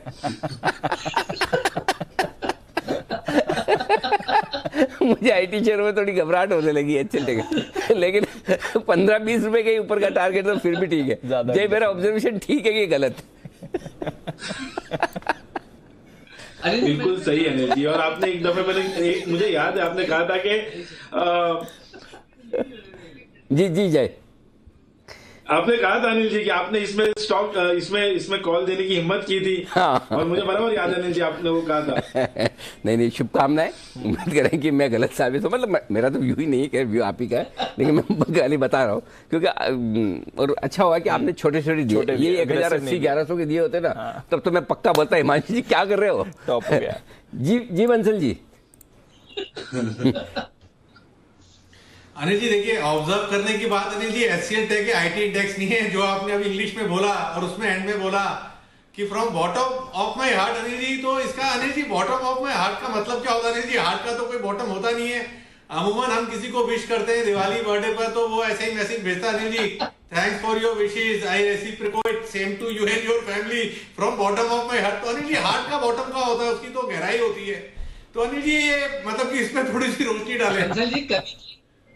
हाँ, एक मिनट हिमांशु जी की पहले बात सुन जाए। जी हिमांशु जी। अनिल जी मैं आपकी तरफ से जवाब देना चाहता हूं, अगर आप अलाउ करें तो। जी प्लीज। बंसल जी कवि की भावनाओं को समझिए आप। हाँ, शब्दों पे मत जाइए। हृदय की गहराइयों से अत्यंत आभार। अब तो समझ गए, एकदम भावनाओं से अंदर से बिल्कुल। और एक तो ऐसा मुंह से थैंक यू, जैसे आप लोग देते हो आपस में एक दूसरे की कॉल पे। अच्छा मेरा कॉल आया, इसने भी दे दिया, अब थैंक यू बोलना पड़ेगा। ये ऊपर वाला है जो आप लोग करते हो आपस में। जो मैं बोल रहा हूँ ये एकदम अंदर वाला है। बंसल जी समझ गए? नहीं अनिल जी समझ गया। जो आपने अनिल जी हिंदी में बोला ना अनिल जी, एक चीज अनिल जी राय है बैचलर्स को, हाँ। कभी भी कोई बैचलर दूसरे बैचलर पर अनिल जी प्रपोजल लेके जाए तो हिंदी में बोलना अनिल जी। देखिए बॉटम ऑफ माय हार्ट और आपने बोला हृदय की गहराइयों से अनिल जी, दोनों का अनिल जी इफेक्ट और स्पेशल इफेक्ट अनिल जी अलग अलग होगा।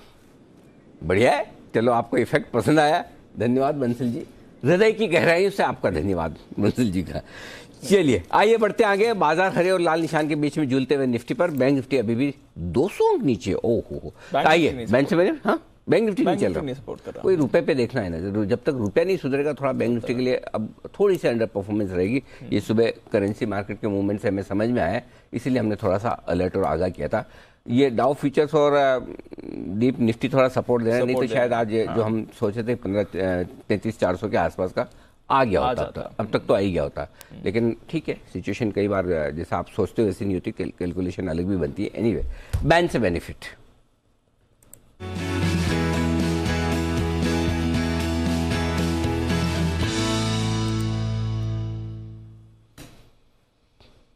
बताएं आशीष जी। सर दो स्टॉक हैं, डेल्टा कॉप और सन टीवी। डेल्टा कॉप 84% पर है, सन टीवी करीब 89% पर है। तो ये दोनों स्टॉक जो है बैन से बाहर नहीं आएंगे क्योंकि 80% से नीचे नहीं है मार्केट वाइड पोजीशनमेंट। और अच्छी बात यह है कि कोई स्टॉक की फ्रेश एंट्री भी नहीं हो रही। लेकिन एक स्टॉक ऐसा जिसके ऊपर नजर रख सकते हैं वो है BHEL। यहाँ पर तेजी से पोजीशंस बढ़ी हैं, लेकिन काफी देर से देख रहा हूँ कि बॉर्डर लाइन को क्रॉस नहीं किया, यानी 95% के ऊपर नहीं है। प्रिसाइजली अगर आपको बताऊं तो 94.7% चल रही है BHEL की मार्केट वाइड पोजीशनमेंट। तो अभी आने की प्रोबेबिलिटी बहुत कम है, पॉसिबिलिटी कम है, लेकिन नजर रख सकते हैं। बाकी डेल्टा कॉप और सन टीवी बैन में बने रहेंगे, बने रहेंगे। हाँ। तो चलिए, फिलहाल दोनों के बाहर निकलने की संभावना है बिल्कुल भी नहीं है। जिनको रोल ओवर करना है, कल तो बुधवार है, अभी एक दिन और है, चलो गुरुवार तक का टाइम है। ठीक है, लेट्स सी क्या होता है। ओके, तो ये है आपके लिए इस समय बैन से बेनिफिट कौन से स्टॉक्स पर रखनी है आपको नजर। एक कैश स्टॉक है जो लंबे समय बाद आज थोड़े एक्शन में आते हुए दिख रहा है और वो है CESC। काफी टाइम बाद इस पर थोड़ा एक्शन आ रहा है, 73 का लेवल इसने आज क्रॉस करा है। बंसल जी CESC देखे जरा इसको।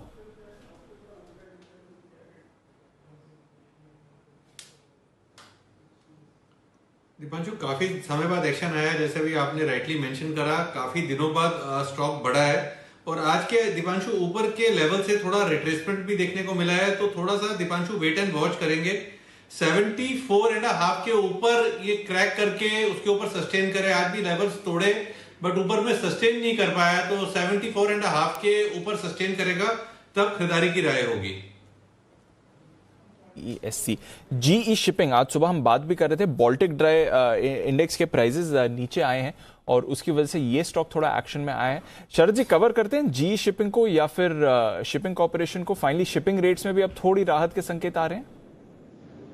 जी शिपिंग तो मैं नहीं ध्यान देता, बट शिपिंग कॉरपोरेशन में मुझे लगता है जैसा सरकार का डिसइन्वेस्टमेंट और उनके जो नॉन कोर एसेट्स हैं उसमें से डिसइन्वेस्ट करने की बात चल रही है, तो उसका काफ़ी फ़ायदा शिपिंग कॉरपोरेशन को होना चाहिए।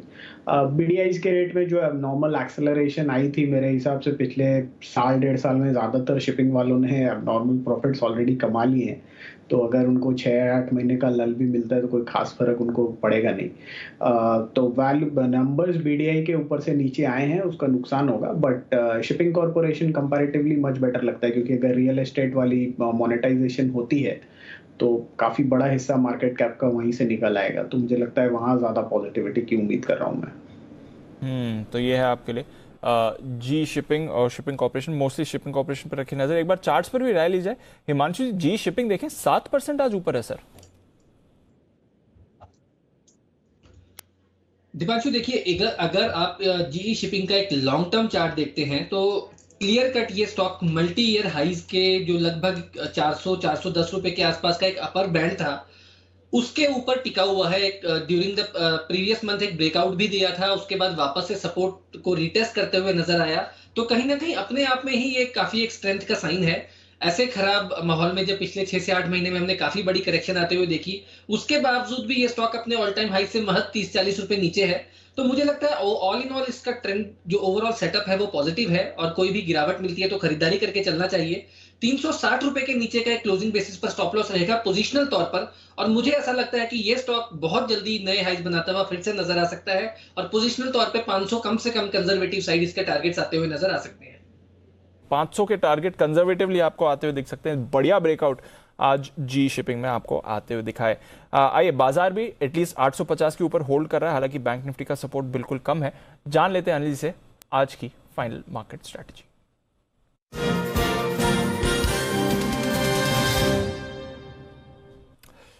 सर, डाउ फ्यूचर्स थोड़ा ऊपर से गिरे हैं। एक पॉइंट पर तो हमने एक बहुत ही बड़ा छलांग देखी थी, वॉलेटाइल हो रहे हैं। 260 अंक ऊपर थे, अब 160 अंक ऊपर हैं, और नैस्डैक फ्यूचर्स करीब 0.5% ऊपर हैं। यूरोप के बाजार ठीक ठाक है, रुपया है एक रिकॉर्ड लो पर, अदरवाइज बाकी एक्शन ठीक है। जरा बताएं सर कैसे करनी क्रूड भी बताओ।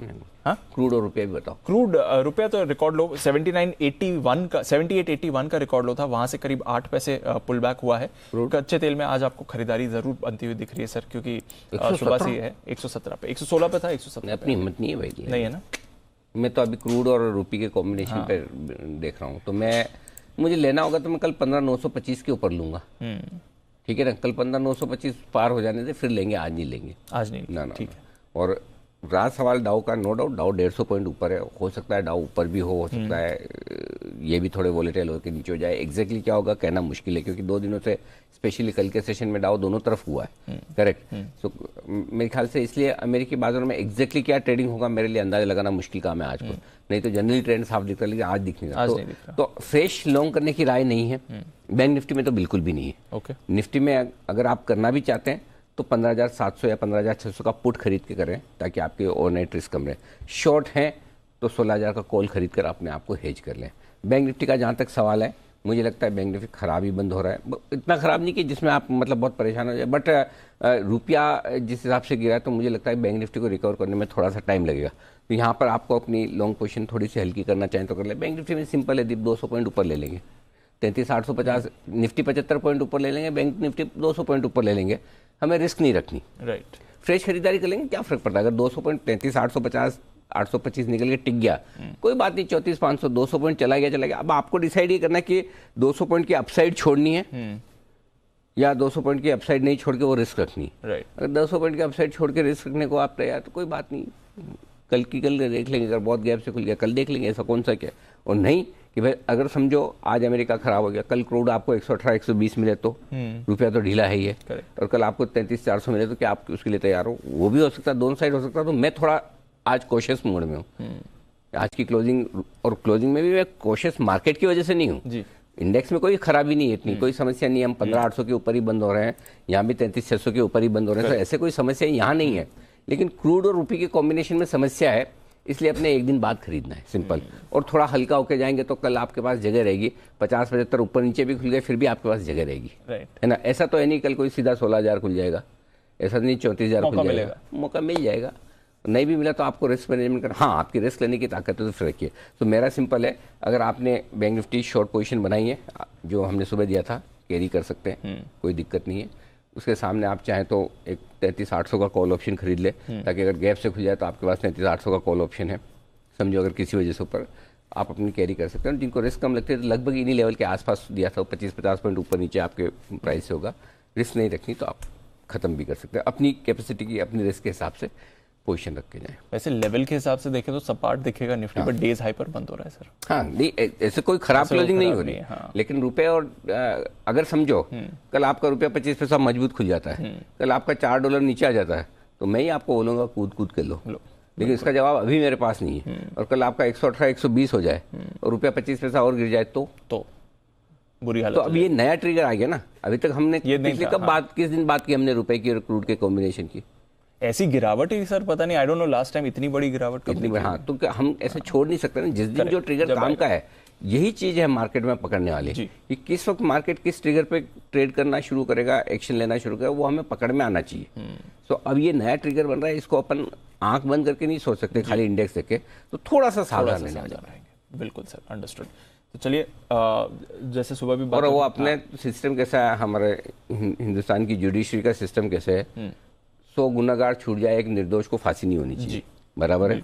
अपने सिस्टम कैसा है, 10 मौके छूट जाए प्रॉफिट बनाने के, कोई बात नहीं, लेकिन नुकसान के मौके कम से कम कर लें। करेक्ट, वो ज्यादा जरूरी, जहाँ रिस्क लगता है वहाँ। और बाकी जो खतरों के खिलाड़ी, उनको तो राय की जरूरत भी नहीं हो, तो अपने आप ही सब कर लेंगे, तो कर ही लेंगे, है ना। बिल्कुल ठीक है सर। तो ये आपके लिए क्लियर स्ट्रैटेजी अनिल जी की तरफ से।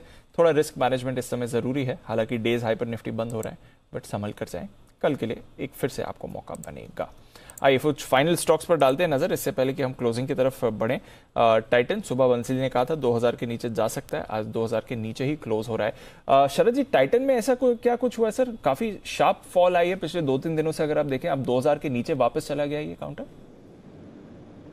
कोई ऐसा परफेक्ट रीजन तो मुझे नहीं दिखाई दे रहा, बट मुझे लगता है वो जो ट्रेड ऑफ अभी तक बाजार में चल ही रहा है कि जो भी वैल्यूएशन वाइज एक्सपेंसिव है, जो एक स्टोरी लाइन हम बांट रहे थे कि 10 साल 20 साल के DCF करके आप हर कंपनी को वैल्यूएशन वाइज जस्टिफाई कर रहे थे प्रेजेंट वैल्यू पे लाके, बाजार में अभी जैसा रिस्क ऑफ का मूड है, वैसी कोई भी स्टोरी, कोई भी वैल्यूएशन मल्टीपल जो नॉर्मल है, वहां पे ही ज्यादा। आप अगर पूरे बाजार में पिछले 6-8 महीने में भी देखें तो करेक्शन उसी स्पेस में ज्यादा है।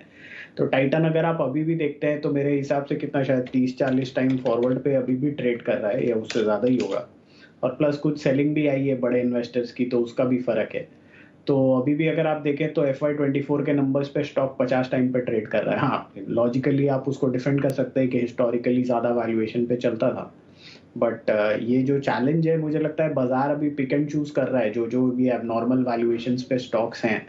तो आइडियली मुझे लगता है टाइटन भी आपको 40 टाइम या 40 से 50 टाइम के बैंड में मिले तो प्रेफरेबली लोग ज्यादा लेंगे। तो 33 रुपए की अर्निंग नेक्स्ट ईयर है, तो अभी भी आप 35 भी समझ लीजिए, तो भी 50 × 40, तो 2000 अब मोटा मोटी स्टार्टिंग पॉइंट पे आ गया, जहाँ पे शायद कुछ लोग कॉन्ट्रेरियन बेट लेके लेना चाहें, बट यहाँ से भी 10-15% गिरने की जगह रह सकती है, तो अपनी बाइंग को स्टैगर करके लेना चाहिए।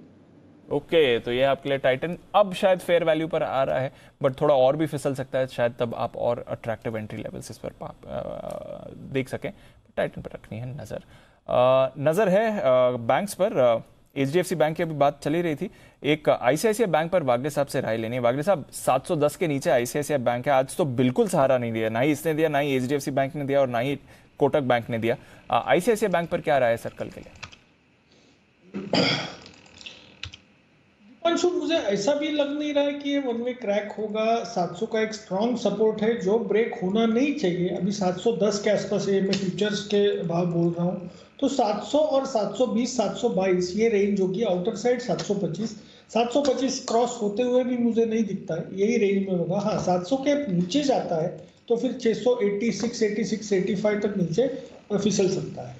Kotak bank by the way days low पर आ रहा है। ICICI HDFC bank days low से थोड़ा संभले, बट कोटक बैंक पर आप वीकनेस इस समय देख रहे हैं। एक बार जाने से पहले हिमांशु जी, कोटक बैंक पर जरा राय दें सर अपनी।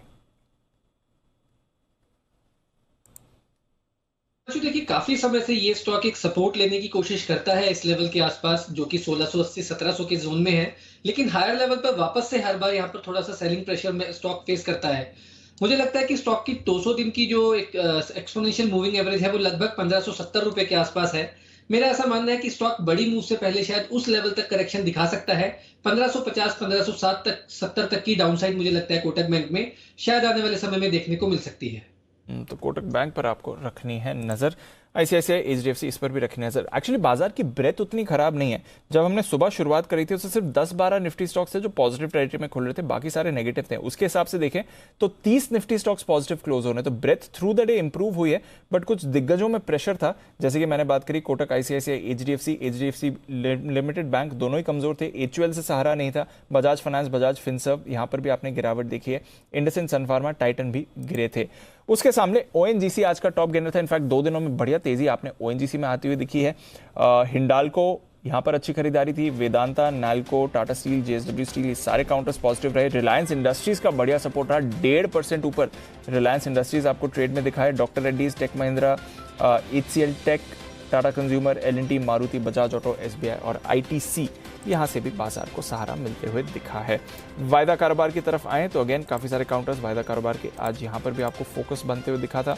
बैन से बाहर आने के बाद भी कुछ स्टॉक्स फोकस में थे। आरबीएल और इंडिया बुल्स, वहां पर मूवमेंट दिखा। ऑफकोर्स स्ट्राइड्स फार्मा लंबे समय बाद ये एक्टिव था। ग्रैन्यूल्स में खरीदारी रही। ऑयल एंड गैस से जुड़े काउंटर्स में आपने अच्छी तेजी देखी, तो Petronet, GAIL, IGL, MGL, Gujarat gas, HPCL, IOC, ये सारे के सारे काउंटर्स अच्छी मूव दिखाते हुए दिख रहे थे। हिंदुस्तान कॉपर 3.5% ऊपर रहा। डॉक्टर लाल, टीवीएस मोटर्स, एमएनएम रिकॉर्ड है और पहली बार 1100 के ऊपर क्लोजिंग भी दे रहा है ये counter. Mindtree, L&T Infotech, L&T technology services, persistent systems, midcap IT से अच्छा सहारा था बाजार को। इसके साथ ही Trent, Bharat forge, Torrent power, M&M finance और एमआरएफ, यहां पर भी आपने पॉजिटिव मोमेंटम देखा है। गिरावट चंबल फर्टिलाइजर 5% नीचे। आईएक्स सुबह से ही वायदा कारोबार का टॉप लूजर था और क्लोजिंग में भी आप वैसे ही होते हुए देख रहे हैं। Astral, Berger paints, Asian paints, कच्चे तेल के मूवमेंट की वजह से यहां पर प्रेशर आपको आते हुए दिखा। United Breweries, Canfin Homes, Indiabulls housing, Alkem labs, Bata, Indus Towers, IndiaMART, Manappuram और जीएनएफसी, साथ ही एलेम्बिक फार्मा यहां पर भी रखनी है नजर। एलेम्बिक और स्ट्राइड्स वायदा कारोबार से बाहर जाने वाले हैं, बस आज के बाद आखिरी 2 दिन ही हैं जब ये वायदा कारोबार का हिस्सा बनेंगे। कैश मार्केट, यहां पर भी कई सारे काउंटर्स आपको मूव दिखाते हुए दिखे। फोर्स मोटर्स 13.5% ऊपर था। इस पर क्या ट्रिगर था ये देखने की कोशिश करेंगे। एमआरपीएल, चेन्नई पेट्रो दोनों में 10% की तेजी देखी आपने। जी शिपिंग 8% का उछाल था। एमएनएम के साथ साथ महिंद्रा सीआई 7.5% ऊपर था। ब्लू डार्ट यहाँ पर अच्छी तेजी थी। इसके साथ ही दीपक फर्टिलाइजर यहाँ पर मूवमेंट देखा। विनती ऑर्गेनिक्स, ये भी एक और काउंटर है जहाँ पर आपने मूव बनती हुई देखी है। अनिल जी, डेज हाई पर निफ्टी क्लोज हो रहा है सर, ये इंपॉर्टेंट है, देखते हैं। हाँ, डाउ फ्यूचर्स को धन्यवाद जिसकी वजह से एक अच्छी मजबूत क्लोजिंग मिलती हुई दिखे। दीप, आज की क्लोजिंग बड़ी काम की है क्योंकि जिस हिसाब से सुबह मूड माहौल खराब था और जिस हिसाब से आप डे लो के आसपास खुले, आसपास तो नहीं खुल के डे लो पर पहुंचे 15,700 के आसपास और 15,875 पर जाकर बंद हो रहे हैं। एवरेज क्लोजिंग मेरे ख्याल से 15,850, 840 के आसपास आनी चाहिए। थोड़ी नीचे आएगी 25 से 1 पॉइंट। और बैंक निफ्टी जो 33,650 में आपको दिख रहा है 33,650 के आसपास थोड़े से नीचे आनी चाहिए, लेकिन फिर भी अच्छी क्लोजिंग मानी जाएगी। ये बढ़िया क्लोजिंग है, कोई दिक्कत वाली बात नहीं। इस क्लोजिंग से हम संतुष्ट हैं। तो इंडेक्स के लिहाज से चाहे निफ्टी हो चाहे बैंक निफ्टी हो, क्लोजिंग खराब नहीं है, इसमें कोई डाउट नहीं। क्लोजिंग खराब हो सकती थी अगर 15,800 के नीचे निफ्टी बंद होता और 33,600 के नीचे बैंक निफ्टी बंद हो रहा, तो दोनों ही हिसाब से क्लोजिंग ठीक है, ऐसी खराब क्लोजिंग नहीं है। लेट्स सी, आज के समाचार हुए समाप्त 15,850 पर हुई है आज की क्लोजिंग। देखिए 25 पॉइंट नीचे ठीक हो गया एग्जैक्टली। और बैंक निफ्टी आप देख लीजिए एग्जैक्टली 50 पॉइंट नहीं हुई, 33,650 के आसपास 33,642 पे एवरेज बराबर निकल गया। एवरेज बढ़िया आ गई। हाँ, ये एवरेज का फॉर्मूला यही काम करता है। कभी नदी को गहराई में पार करना हो नदी और वहाँ एवरेज निकाल कर ना करे, ध्यान रहेगा। पता चला किसी जगह 2 फीट और किसी जगह 12 फीट है, तब क्या करोगे? तो एवरेज सिर्फ यहाँ लगाएं क्लोजिंग के वक्त, हर जगह मत लगाएं मुझे देखकर। तो चलिए यहाँ पर तो हमारी सही पड़ गई एवरेज, बाकी तो ठीक है। बंद होते होते 18 पॉइंट ऊपर निफ्टी बंद हुआ है, वहीं बैंक निफ्टी 168 अंक नीचे और 16 पॉइंट ऊपर बंद होने में कामयाब हुआ है। सेंसेक्स 158 अंकों पर, डाउ फ्यूचर्स 45 अंकों पर, नैस्डैक। देखते हैं अमेरिका में आज का सेशन रहेगा बेहद इंटरेस्टिंग। विदा लेने का वक्त है। बंसल जी, वागले साहब, हिमांशु जी, शरद जी और जय ठक्कर साहब, आप सबका बहुत बहुत शुक्रिया समय देने के लिए। शो में हमारा साथ देने के लिए। कल सुबह आप सबसे होगी मुलाकात। मुझे दीप को इजाजत दीजिए।